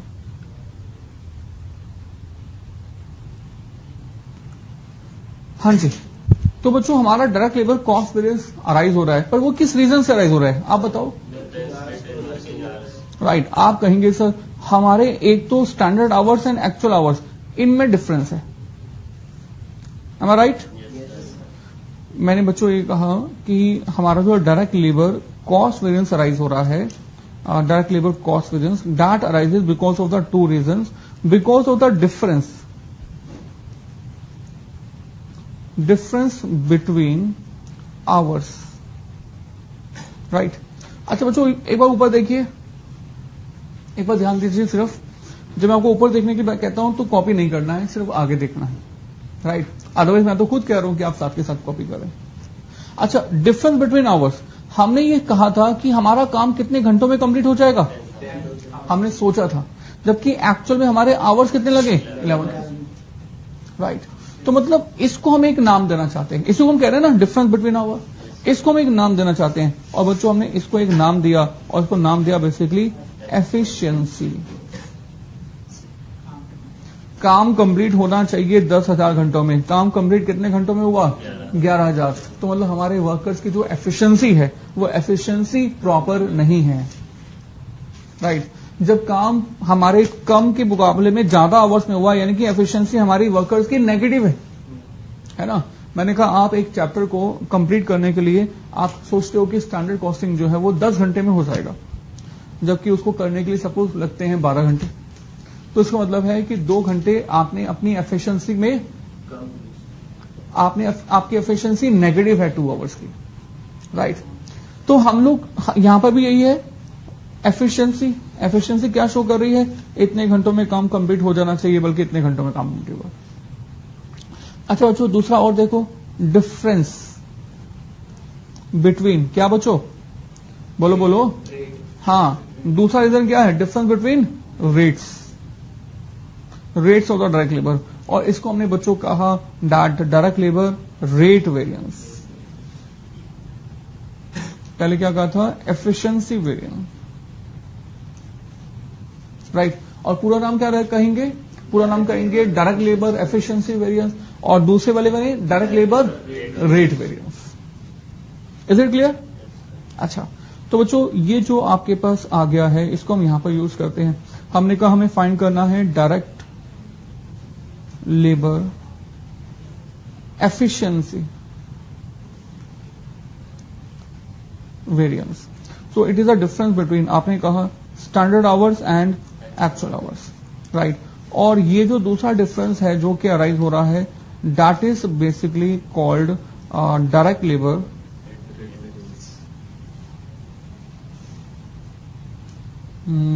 Rate variance, right. और ये डायरेक्ट लेबर रेट वेरिएंस ये कैसे अराइज होगा? It is a difference between standard rate per hour minus क्या बच्चों? Actual rate per hour. Is it clear? पर now the again question is कि स्टैंडर्ड आवर्स और एक्चुअल आवर्स 10,000 घंटे में कंप्लीट काम होना चाहिए था, जबकि काम कंप्लीट हुआ 11,000 आवर्स में. तो इसको हम मीनिंगफुल इंफॉर्मेशन में लेना चाहते हैं. ये जो 1,000 आपको दिख रहा है एडवर्स, ये आवर्स हैं और हम अपने आंसर को आवर्स में एक्सप्रेस नहीं करते. किस फॉर्मेट में एक्सप्रेस करते हैं? रुपीस में, मॉनेटरी फॉर्मेट में. और मॉनेटरी फॉर्मेट में रुपीस में कन्वर्ट करने के लिए बच्चों हमें इसको किसी ना किसी एक रेट से मल्टीप्लाई करना पड़ेगा. वो या तो स्टैंडर्ड होगा और या तो एक्चुअल रेट होगा. यस ना? तो बच्चों स्टैंडर्ड होगा या एक्चुअल होगा. तो ऐसे ही बच्चों standard rate per hour minus actual rate per our, इसको हमें कन्वर्ट करना होगा टोटल में. Like what I mean, it is 100 rupees per hour, 120 rupees per hour. तो जो डिफरेंस आ गया 20 रुपीज, ये 20 रुपीज क्या आ गया? 20 रुपीज पर आवर. ये भी क्या आ गया बच्चों? This is per hour. पर मुझे पर आवर नहीं चाहिए, मुझे तो टोटल चाहिए. तो मुझे मल्टीप्लाई करना पड़ेगा या तो स्टैंडर्ड आवर से और या तो फिर एक्चुअल आवर से. तो जो किसके जैसा हो गया? DNCV की तरह. बिल्कुल अभी किया था हमने डीएनसीवी. डायरेक्ट मटेरियल के कॉस्ट वेरिएंस में हमने कहा था usage variance is this and price variance is this. यहां पर है यूसेज की जगह पर क्या आ गया? हाँ जी, यूसेज आ गया एफिशिएंसी, और वहां पर प्राइस था, यहां पर क्या आ गया? Rate variance. तो बच्चों वहां पर प्राइस वेरिएंस के लिए कौन से वाली क्वांटिटी से अप्लाई किया था?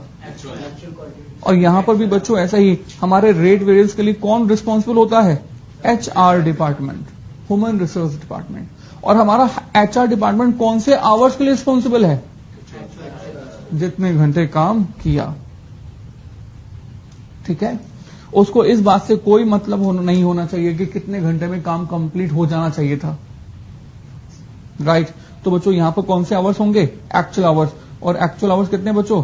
11,000 ना? 11,000.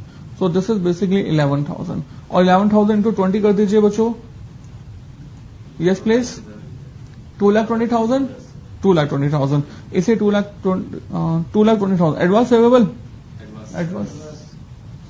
यहां पर बच्चों बताइएगा रेट के लिए कौन सा वाला रेट आएगा? स्टैंडर्ड रेट और एक्चुअल रेट? Standard rate. क्योंकि हम स्टैंडर्ड रेट और एक्चुअल रेट के डिफरेंस को ऑलरेडी HR डिपार्टमेंट में ट्रांसफर कर चुके हैं. तो स्टैंडर्ड रेट आएगा बच्चों. स्टैंडर्ड रेट कितना है? 100. तो आप 100 से मल्टीप्लाई कर दीजिए. तो it becomes how much? Yes please. 1 lakh. 1 lakh क्या? 1 लाख एडवर्स. एफिशिएंसी के लिए वो डिपार्टमेंट रिस्पॉन्स रखती है जो कि वर्कर से काम करवाती है, यानी कि सुपरवाइजर. राइट ना? Supervisors are responsible. चलिए और बच्चों देखिएगा इसके लिए हमारा सुपरवाइजर जो है वो रिस्पॉन्सिबल है. अच्छा, नाउ द क्वेश्चन इज कि ये आपके पास एफिशिएंसी एंड रेट. अच्छा, इनका टोटल इफेक्ट देखना, टोटल कॉस्ट आ रहा है या नहीं? देखो it is 1 lakh and this is 2,20,000 and the total of labor cost variance is 3,20,000. Right. तो बच्चों ये आपने सीखा. तो उसको मैं फिर से अल्टीमेटली लिख रहा हूं. तो मैंने कहा number 1 direct labour cost variance is equal to standard hours into standard rate per hour minus actual hours into yes please actual rate per hour. Right. And number 2 क्या लिखा हमने? Direct labour efficiency variance is equal to standard hours into अच्छा right. Difference between the hours है, तो पहले इसको difference between the hours लिखते हैं. Standard hours and actual hours into कौन सा वाला rate? Standard rate per our. And number 3 direct labour yes please rate variance. Difference between the rate standard rate per hour minus actual rate per hour into कौन से वाले hours? क्योंकि actual हमारा HR department जो है वो actual hours के लिए रिस्पॉन्सिबल है. आई थिंक कॉपी कर लिया साथ ही साथ. यस ना? अच्छा, कॉपी कीजिए जल्दी से, बहुत जल्दी से कॉपी कीजिए.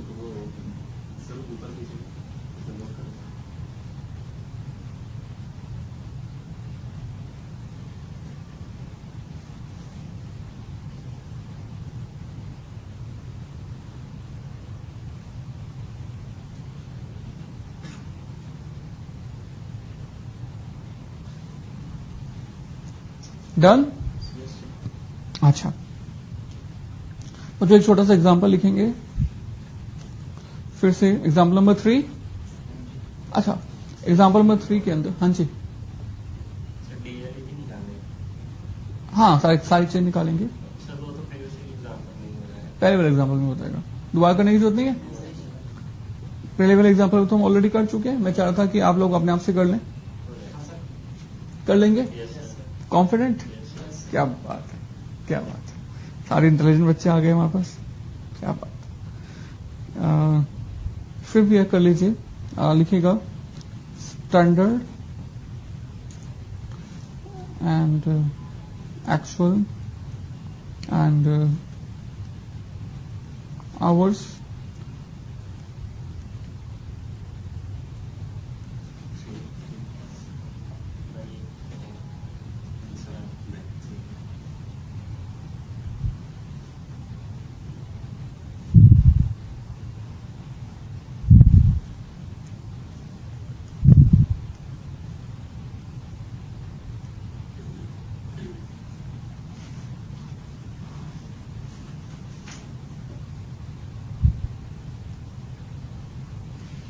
बच्चों प्लीज ट्राई कीजिए। जब तक आप खुद अपने आप से ट्राई नहीं करेंगे, ना तो आपको कॉन्फिडेंस आएगा और ना तो आपको मजा आएगा। Please try this your self.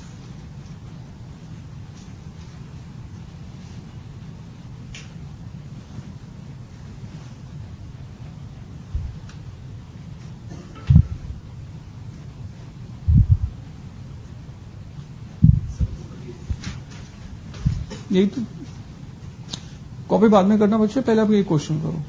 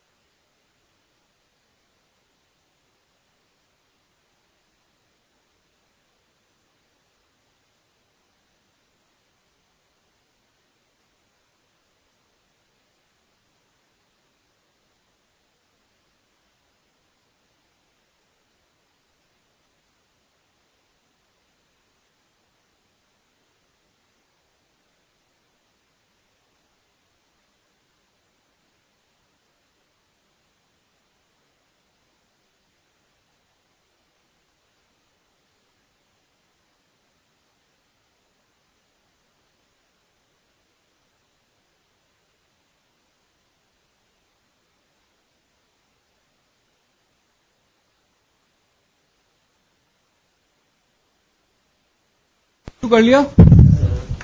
Done? Okay बच्चों, स्टार्ट करते हैं।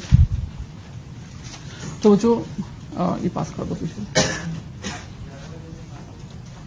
हाँ जी बच्चों, आगे स्टार्ट करते हैं।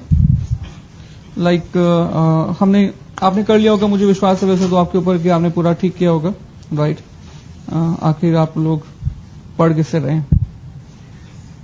Standard hours into standard rate per hour minus actual hours into yes please and standard hours कितना बच्चों? 2000 इनटू व्हाट 30 माइनस 5000 इनटू 25 कितना हो जाएगा? Minus yes please 125,000। How much? Adverse, adverse, बिल्कुल ठीक है। और उसके बाद नंबर 2 हमने कहा डायरेक्ट लेबर क्या? Efficiency variance, yes please.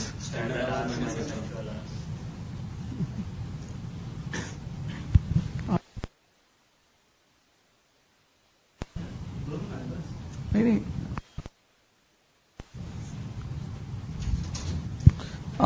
Efficiency variance is equal to yes please standard hours minus standard rate per hour, ठीक है। तो जो स्टैंडर्ड आवर्स बताइएगा, मल्टीप्लाई विद बट तो कितना हो जाएगा? इंटू 30 एडवर्स, एडवर्स, बिल्कुल ठीक है बच्चों। तो हम लोग आगे चलते हैं। Next we have third part. Under third part direct labour rate variance, difference between yes please minus actual rate per hour into, तो स्टैंडर्ड रेट पर आवर बच्चों बताइएगा 30 माइनस 25 इनटू 5000, ठीक है बच्चों। तो -5 इंटू 5000 और ये हो गया आपके पास एडवर्स, एडवर्स। अच्छा, ये फेवरेबल है। हमने सोचा था कि 30 रुपए पे करेंगे जबकि 5 रुपए कम पे किए, राइट? 25 रुपए के अकॉर्डिंग पे किया, तो ये आपके पास 25,000 आ गया, दैट इज फेवरेबल, राइट? और बच्चों इसके बाद हम क्या बनाएंगे? आपने शायद बना दिया होगा। सो रिकंसिलेशन का मतलब हुआ डायरेक्ट लेबर प्राइस वेरिएंस पहले स्टार्ट करते हैं, तो it's 25,000 rate variance, right? And then direct labour efficiency variance कितना बच्चों? 90,000 एडवर्स। और इसको डायरेक्ट लेबर क्या है? ये कॉस्ट वेरिएंस। पक्का वाला? बहुत अच्छे बच्चों, बहुत अच्छे। तो हमने ये थर्ड एग्जांपल कर लिया और थर्ड एग्जांपल के बाद हम लोग आगे की तरफ चलते हैं, राइट? वापस हम लोग जा रहे हैं बच्चों, वापस हमारे पास मेटेरियल वेरिएंस पर। आपको याद होगा हम स्टार्टिंग में मेटेरियल वेरिएंस ही कर रहे थे। अब बच्चों मैंने आपको फिर से एक छोटा सा एग्जांपल दिया। मैंने कहा बच्चों ये रहा आपका एग्जांपल, एक बार जल्दी से कैलकुलेशन कीजिए, मुझे बताइए। Standard information, actual information. और स्टैंडर्ड में बच्चों क्या है आपके पास? सबसे पहले quantity, and the quantity is suppose to be 300 kilogram, या 300 नहीं 30 किलोग्राम, और actual is 2000 kilogram, and price per kilogram, price per kilogram is equal to ₹20 and ₹21, ठीक है। इसके अलावा हमें गिवन है one more output. Output given है बच्चों, कहा कि ये है बेसिकली 15 यूनिट्स, राइट? और यहां पर कहा हियर 900 यूनिट्स। क्वेश्चन कहता है बच्चों फाइंड ऑल मटेरियल वेरिएंसेस। आप maximum to maximum material variances find कीजिए, आइडेंटिफाई कीजिए।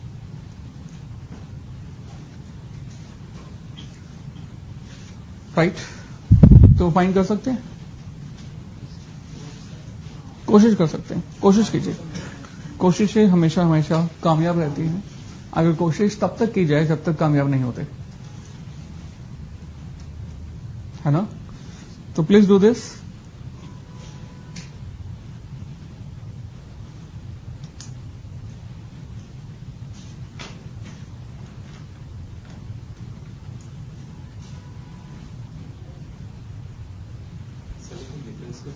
राइट, गुड, बिल्कुल ठीक बात है सर। हमने कोशिश की, पर कोशिश करने के बावजूद हमें लग रहा है कि हम क्या कर रहे हैं। आपने कहा standard quantity into standard price per kilogram minus actual quantity into actual price per kilogram.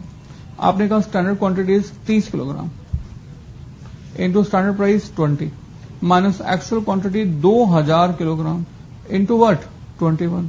हम सोच रहे थे कि हमारा 600 रुपए का खर्चा होगा, ये मतलब हुआ ना, जबकि हमारा खर्चा कितने रुपए का हुआ 42,000 रुपीज। सोच रहे थे कि 600 रुपए लगेंगे, लग गए 42,000। ओह माय गॉड, मतलब कुछ तो है जो कि हम लोग मिस कर रहे हैं, कुछ तो है जो हम मिस कर रहे हैं। राइट, बिल्कुल सब मिस कर रहे हैं। एक्चुअली ये जो 600 रुपए हम सोच रहे थे वो कितने आउटपुट के लिए सोच रहे थे। हम लोग सोच रहे थे कि 600 रुपए का खर्चा होगा for 15 units of output. Am I right? I am always right. So बच्चों, जबकि ये जो एक्चुअल खर्चा हुआ ये कितने यूनिट्स के लिए हुआ, फॉर 900 यूनिट्स ऑफ आउटपुट। और बच्चों मुझे बताइए, आप थोड़ा सोचिए, आपने एस्टिमेशन लगाया था 15 यूनिट के लिए। अब 15 यूनिट के एस्टिमेशन को क्या आप 900 यूनिट्स के एक्चुअल से कंपेयर कर भी सकते हैं? Not possible. अब क्योंकि पॉसिबल नहीं है, इसलिए इनका जो डिफरेंस आएगा वो डिफरेंस हमें मीनिंगफुल इंफॉर्मेशन प्रोवाइड नहीं करेगा। राइट, मैंने कहा कि difference will not provide us meaningful information.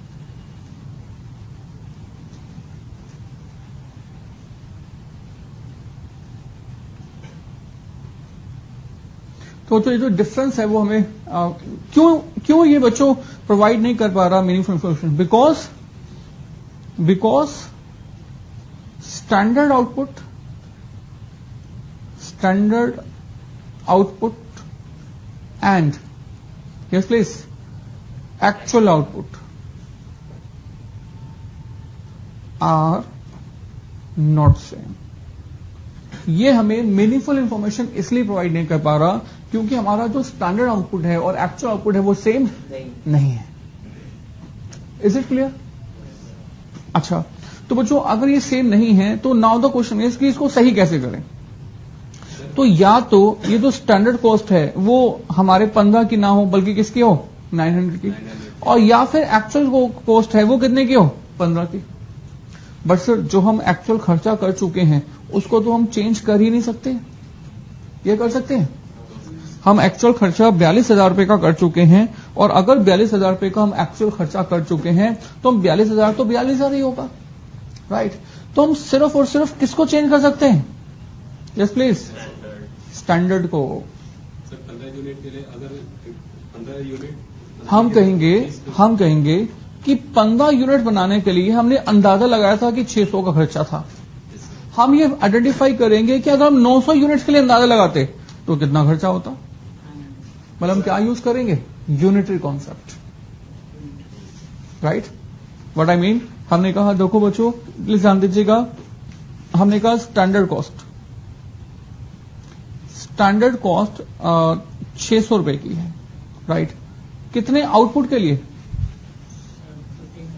15 units के लिए।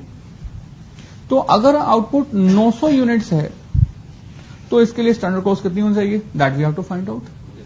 तो बच्चों ये कैसे फाइंड कर लेंगे? हम कहेंगे 600 डिवाइडेड बाय 15 मल्टीप्लाई बाय 9। तो this is the unitary method. ठीक है ना? कितना बताया बच्चों?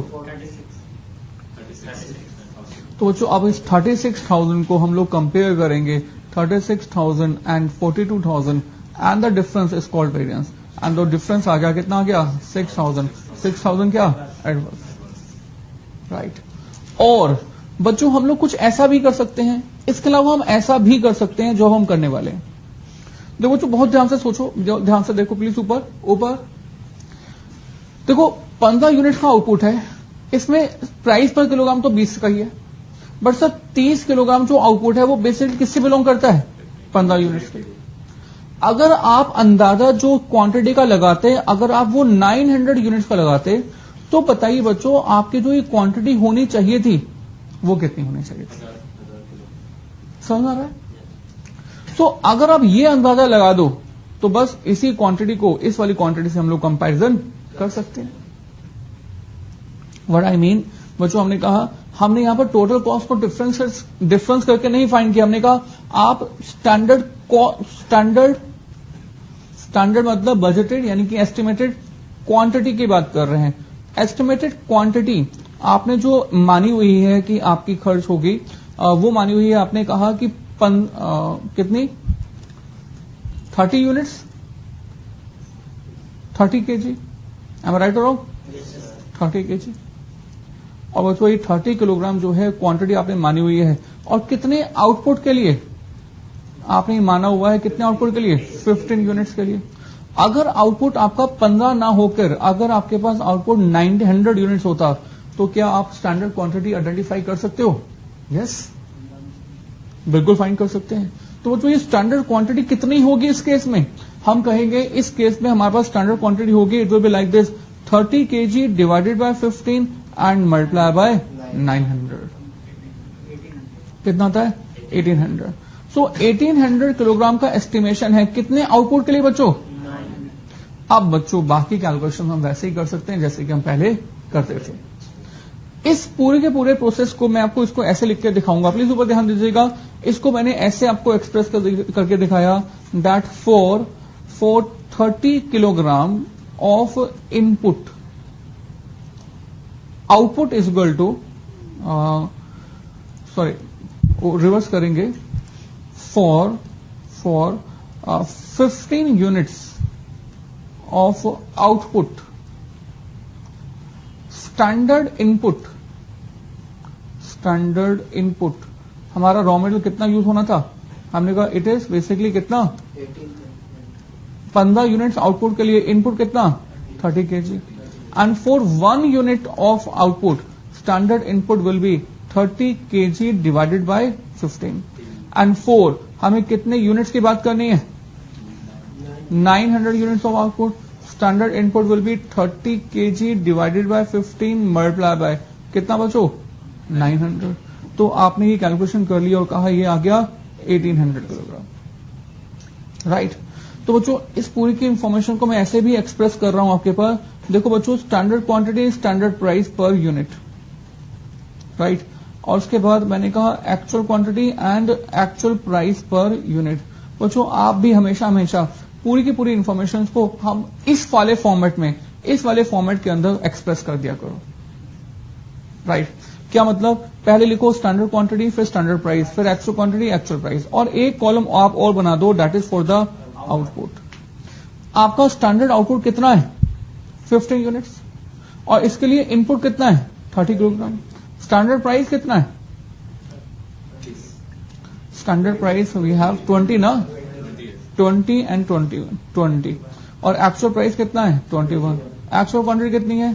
2000 किलोग्राम। कितने आउटपुट के लिए बच्चों? 900 यूनिट्स के लिए, राइट। हमारा इशू ये आ रहा है कि हम इस वाली कॉस्ट को इस वाली कॉस्ट से कंपेयर नहीं कर सकते। क्यों नहीं कर सकते? क्योंकि इसका आउटपुट अलग है, इसका आउटपुट अलग है। तो हमें इसके लिए सबसे पहले इस स्टैंडर्ड क्वांटिटी को चेंज करना होगा, और स्टैंडर्ड क्वांटिटी को चेंज करके क्या आइडेंटिफाई कर देना होगा? यस प्लीज, ऊपर 1800। और बच्चों इस 1800 को हम एक नाम देते हैं, इसको हम बोलते हैं standard quantity for actual output, right. इसको प्यार से हमने बोल दिया SQAO, राइट बच्चों। तो क्या फाइंड हो गया? SQAO।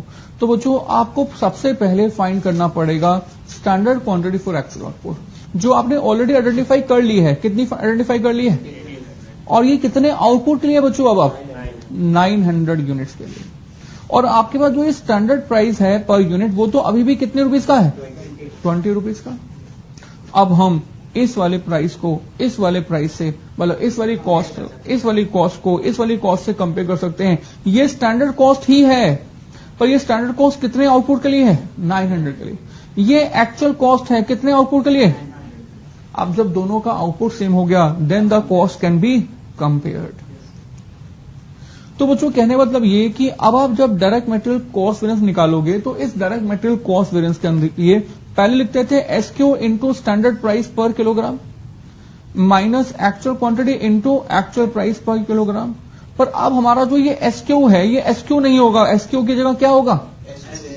एसक्यूएओ, मतलब standard quantity for actual output. तो standard quantity for actual output, right. तो बच्चों कहने का मतलब ये SQAO we have 1800 into standard price 20 minus actual quantity बच्चों कितना? 2000 इंटू एक्चुअल प्राइस बच्चों, एक्चुअल प्राइस कितना? 21। यस ना? तो बच्चों कैलकुलेशन कर देते हैं, मल्टीप्लाई कीजिएगा 36,000 माइनस कितना आता है? 42,000। हम कहेंगे that we have a 6,000 difference and 6,000 adverse. और वो तो याद है थोड़ी देर पहले हम जब कर रहे थे तब भी हमारा यही आया था। हम जब भी करेंगे तो हम इसी फॉर्मेट में करेंगे। हम सबसे पहले क्या फाइंड करेंगे? एसक्यूएओ, राइट। अच्छा ये तो डायरेक्ट मटेरियल कॉस्ट वेरिएंस के लिए हो गया। What about the remaining variances? Remaining variance मतलब बच्चों आपको डायरेक्ट मटेरियल यूसेज वेरिएंस भी फाइंड करना होगा। तो डायरेक्ट मटेरियल यूसेज वेरिएंस कैसे आएगा? आप कहोगे पहले लिखते थे एसक्यू। अब ये जो एसक्यू है ये तो किसी मतलब का ही नहीं है। एसक्यू की जगह पर क्या यूज होगा? हमारी कितनी क्वांटिटी यूज होनी चाहिए और कितनी क्वांटिटी यूज हुई। तो now we will use here SQAO minus what? Actual quantity. और कौन सा प्राइस लेते थे पहले? स्टैंडर्ड प्राइस ना, अभी भी स्टैंडर्ड प्राइस।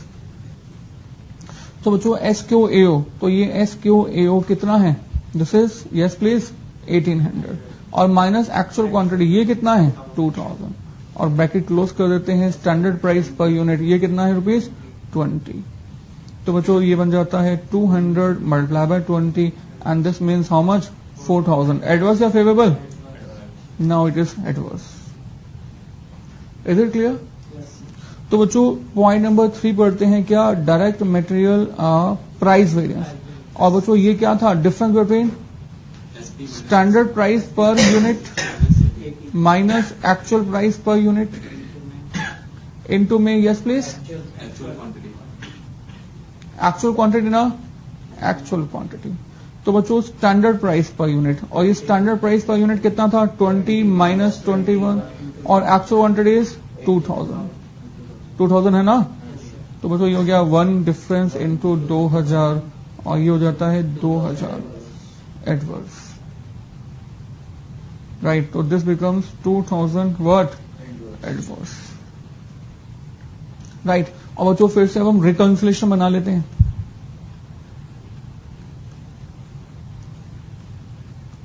और रिकंसिलेशन कैसे बनाएंगे? Direct material price variance is equal to 2000 adverse and direct material usage variance is equal to 4000 adverse and direct material cost variance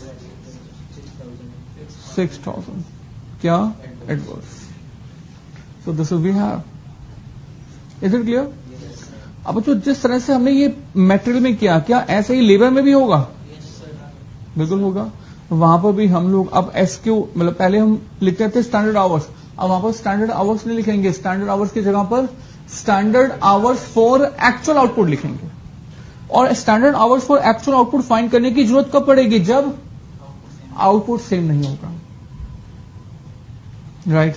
तो मैंने लिख दिया बच्चों एक छोटा सा note that SQAO will always be computed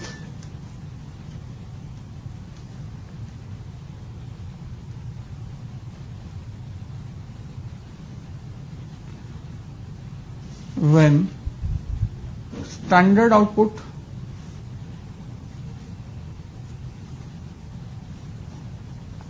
and actual output are not same, right बच्चों। और बच्चों जल्दी से मुझे बताइए हमने ये फाइंड किया कैसे? देखो हमने क्या किया, प्लीज ऊपर एसक्यूएओ फाइंड करने के लिए हमने क्या किया? 30/15 इंटू 900। ये 30 क्या है? 30 क्या है, ध्यान से देखो, स्टैंडर्ड इनपुट क्वांटिटी अपॉन 15, 15 क्या है, स्टैंडर्ड आउटपुट इंटू 900, 900 क्या है, बिल्कुल ठीक है बच्चों। तो बच्चों जब आपको ये SQAO फाइंड करना होगा तो ये इसके लिए हम लोग फॉर्मूला यूज कर लेंगे हमेशा हमेशा, दैट इज बजटेड यानी कि स्टैंडर्ड इनपुट अपॉन क्या बच्चों, स्टैंडर्ड क्या बच्चों, आउटपुट इनटू कौन सा आउटपुट बच्चों, इनटू एक्चुअल आउटपुट, है ना, ऐसे ही ना। देखो आपने क्या किया, स्टैंडर्ड इनपुट कहा 30 एंड दिस इज 15 इंटू 900।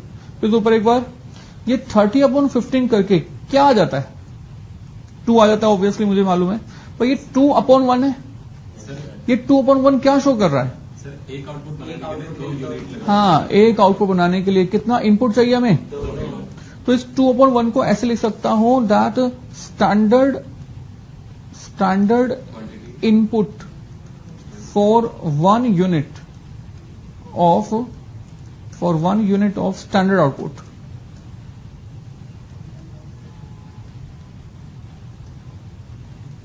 है ना, और मल्टीप्लाई बाय 900, और 900 क्या है बच्चों, 900 is actual output. So this is basically SQAO। याद रहेगा, ओके। तो बच्चों नो डाउट आप कॉपी करेंगे, बट कॉपी करने के अलावा आप होमवर्क भी करेंगे। तो कहां से कॉपी करना है, ये कॉपी हो गया, दिस वन, दिस प्लेस,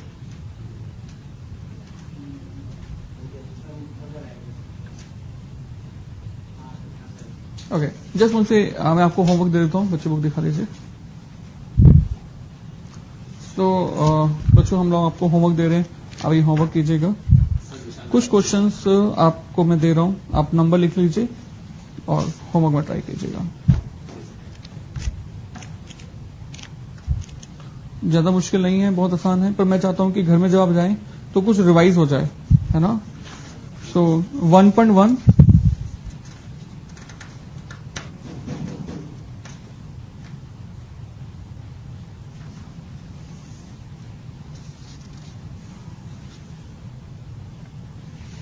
अच्छा, फिर थोड़ा सा मुझे बताना है, उसके बाद हम होमवर्क दे सकते हैं। चलिए बच्चों, रिवाइज करेंगे ना पक्का, तो प्लीज रिवाइज करके आना, क्योंकि नेक्स्ट क्लास में हम जो भी करने वाले हैं वो आज ही की क्लास के ऊपर बेस्ड है। तो please revise before the next class. Till then thank you very much, right, okay, bye.